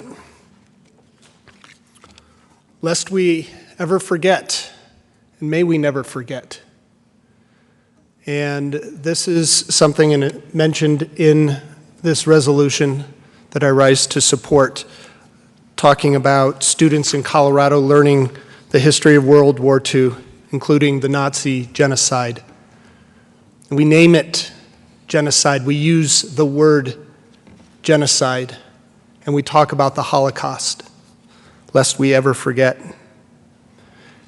And that is what today is about, is making sure that we do not forget, that we tell our children, and we tell our grandchildren, and they tell their children and grandchildren, so that the world does not forget. On the last page of this resolution, it lists, at the top, it lists countries, places around the world where genocide has happened. And certainly not to the same degree as the former speaker, but the very last place listed touched my life. My family lived in the Sudan back around 1980, and my father, as a water engineer, as a hydrologist, his company was hired to help locate and provide clean water throughout Western Sudan. My family lived there. My dad lived there for close to 2 years. The rest of the family lived there for about a year. And as my dad was traveling throughout Western Sudan on this project funded through the Sudanese government from the World Bank, they were finding these small villages throughout Western Sudan that really did not have great access to clean water, and trying to find those wells that could be dug and sustained so that the village would have a sustainable source of clean water. We were planning to live there for about another year when all of a sudden the Sudanese government pulled the plug on the project, said we don't want the money anymore, and we came back to the States. Fast forward a few decades, and you see the name Sudan, the place Sudan listed here. That is because the Sudanese government, as a government, decided maybe not the machinations that the Nazi government of 1930s and 40s Germany had created, but the Sudanese government at that time knew how to create a genocide. And they did not use concentration camps. They knew that they didn't need to have hundreds of soldiers with rifles going out and shooting people in the streets. They knew that they could have 1 or 2 soldiers with a couple of guns and a few bullets stand by those wells, the clean water sources that my dad helped to find and create. And with 1 or 2 people armed with guns, were able to keep the population away from those clean water sources. Genocide has many different faces to it. Let's not forget any of them. And I thank the sponsors of this resolution for reminding us once again, and for everyone with their stories of how genocide has touched our lives in many different ways, and make sure that it never happens again. Thank you. Senator Todd. Thank you, Mr. President, and I rise in support of House Joint Resolution 171027. So many things have been said already, but I'll be very brief. I had the honor and the privilege of teaching 7th graders and addressing what the Holocaust really meant and what the historical content and what that looked like during that period of time. We were privileged to have many Holocaust survivors come in and speak with our students. The heart and soul of a child was so touched as they emulated and shared their feelings and their responses after having some of the survivors come in. The art, the poetry, the music that they put on paper, that they shared based on what they had been awakened to. I want to go back to the very beginning of this resolution. Whereas prejudice, bigotry, and racism have been the cause of conflict, war, and mass atrocities throughout human history. We've seen it repeated, we will continue to see it, even though we say, let us never forget. I will never forget a couple of our speakers that came in, and I said, can we put an article in the paper that you're going to be at West Middle School, Greenwood Village, right here in Colorado? They said, absolutely not. And I was a little taken back. The fear is still present. The fear is still present. The KKK is still alive and well. That threat against humanity is still alive and well. It is the responsibility of each and every one of us. I'm no longer in the classroom, so I don't have that audience, but I do have my grandchildren. I do have neighbors. I do have friends to help remind, myself included, when and what we say matters. The words that we use make a difference. We are losing more and more of our survivors. So their stories, face to face, are not as prevalent. Thank heavens, many of their stories have been recorded in history.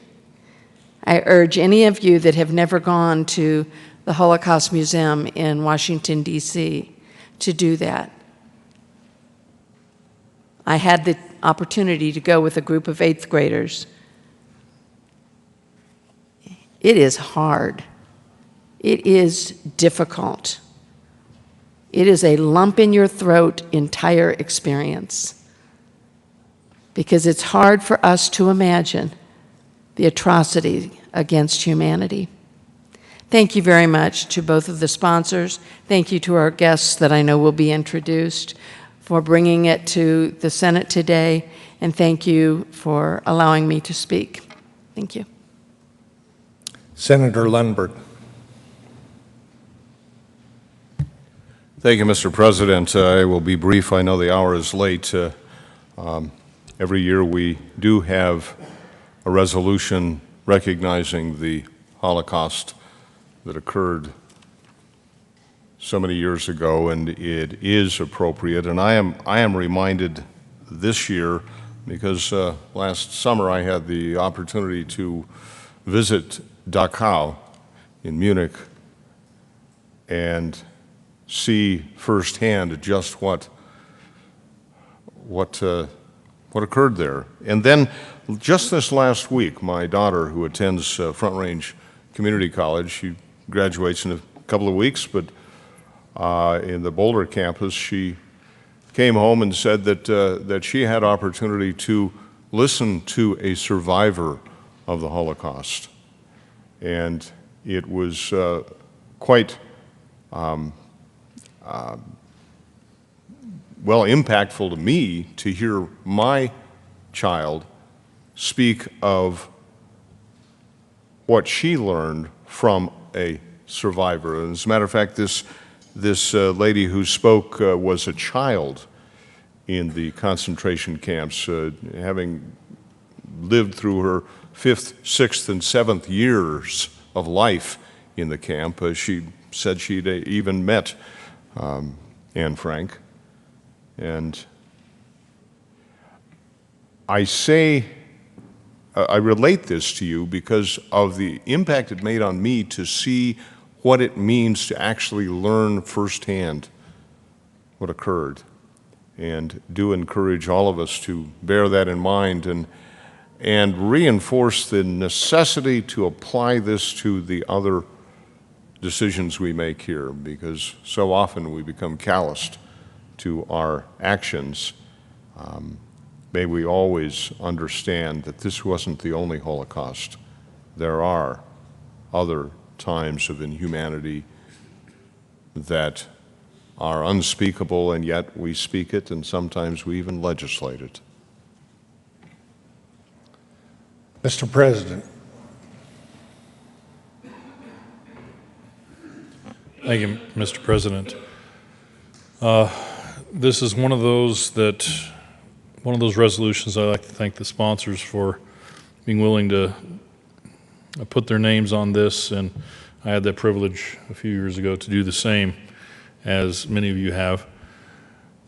You know, it's difficult not to come down and talk about the experience sometimes, and I, as the previous speaker, will try to be brief.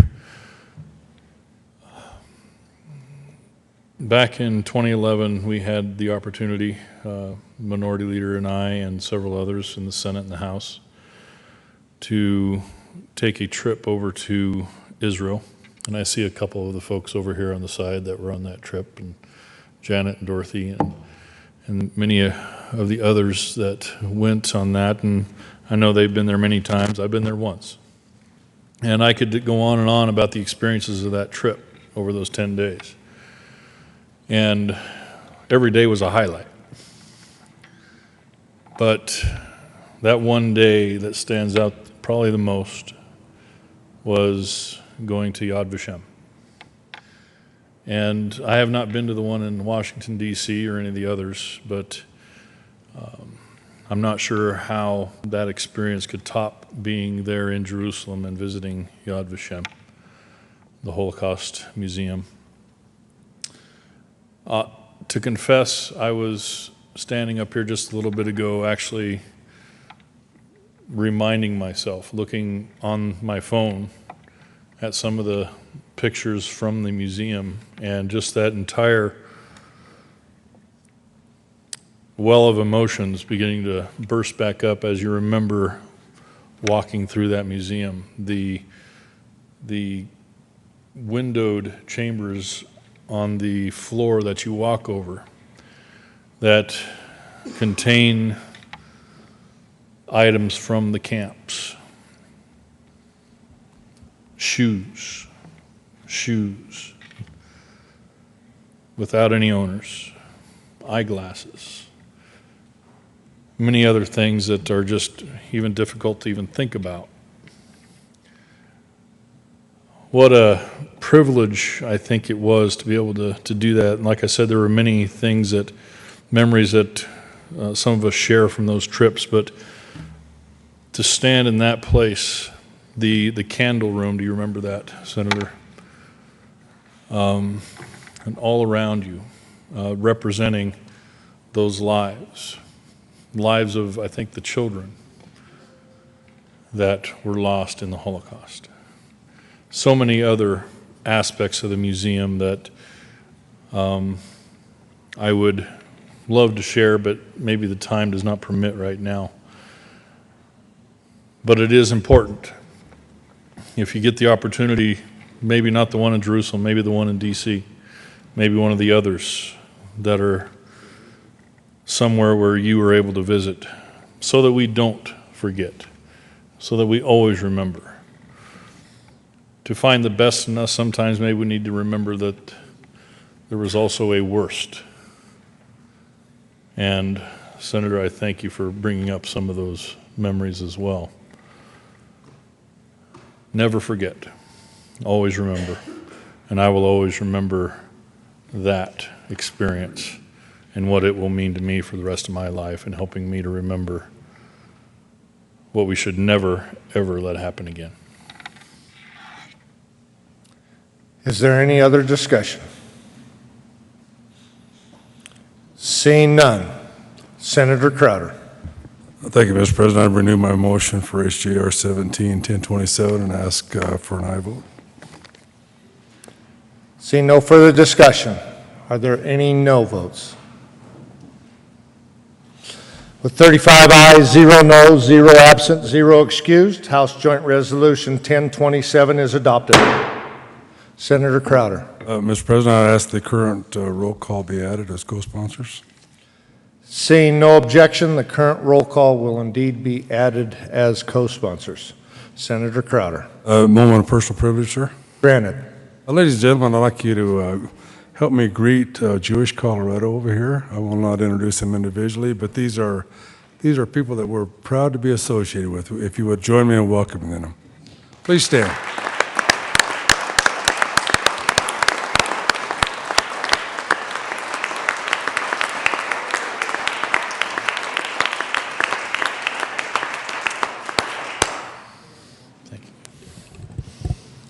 Thank you, Senators.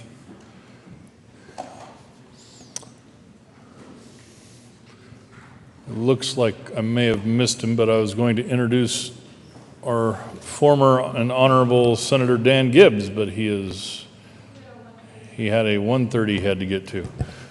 And former State Representative Dorothy Gottlieb.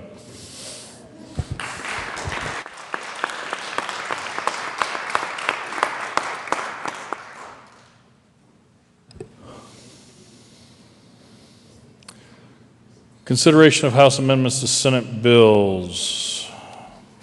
Assistant Majority Leader Scott. Thank you, Mr. President. I move the consideration of House amendments to Senate bills be laid over until Tuesday, April 25th. The motion is to lay over the consideration of House amendments to Senate bills calendar till Tuesday, April 25th. All those in favor say aye. All opposed, no. Ayes have it, and that will be laid over. Signing of bills. The President has signed Senate Bill 220 and 231.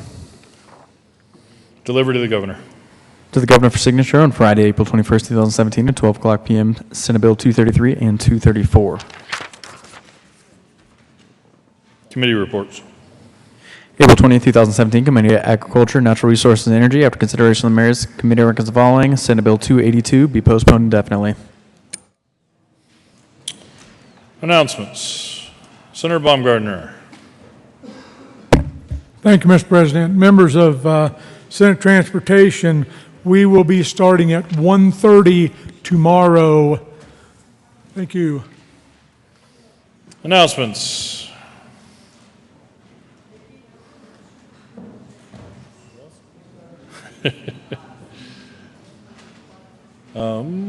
Senator Tate. Senate business at 2 o'clock. We have a confirmation on one bill. Second bill will be laid over, Senate Bill 155.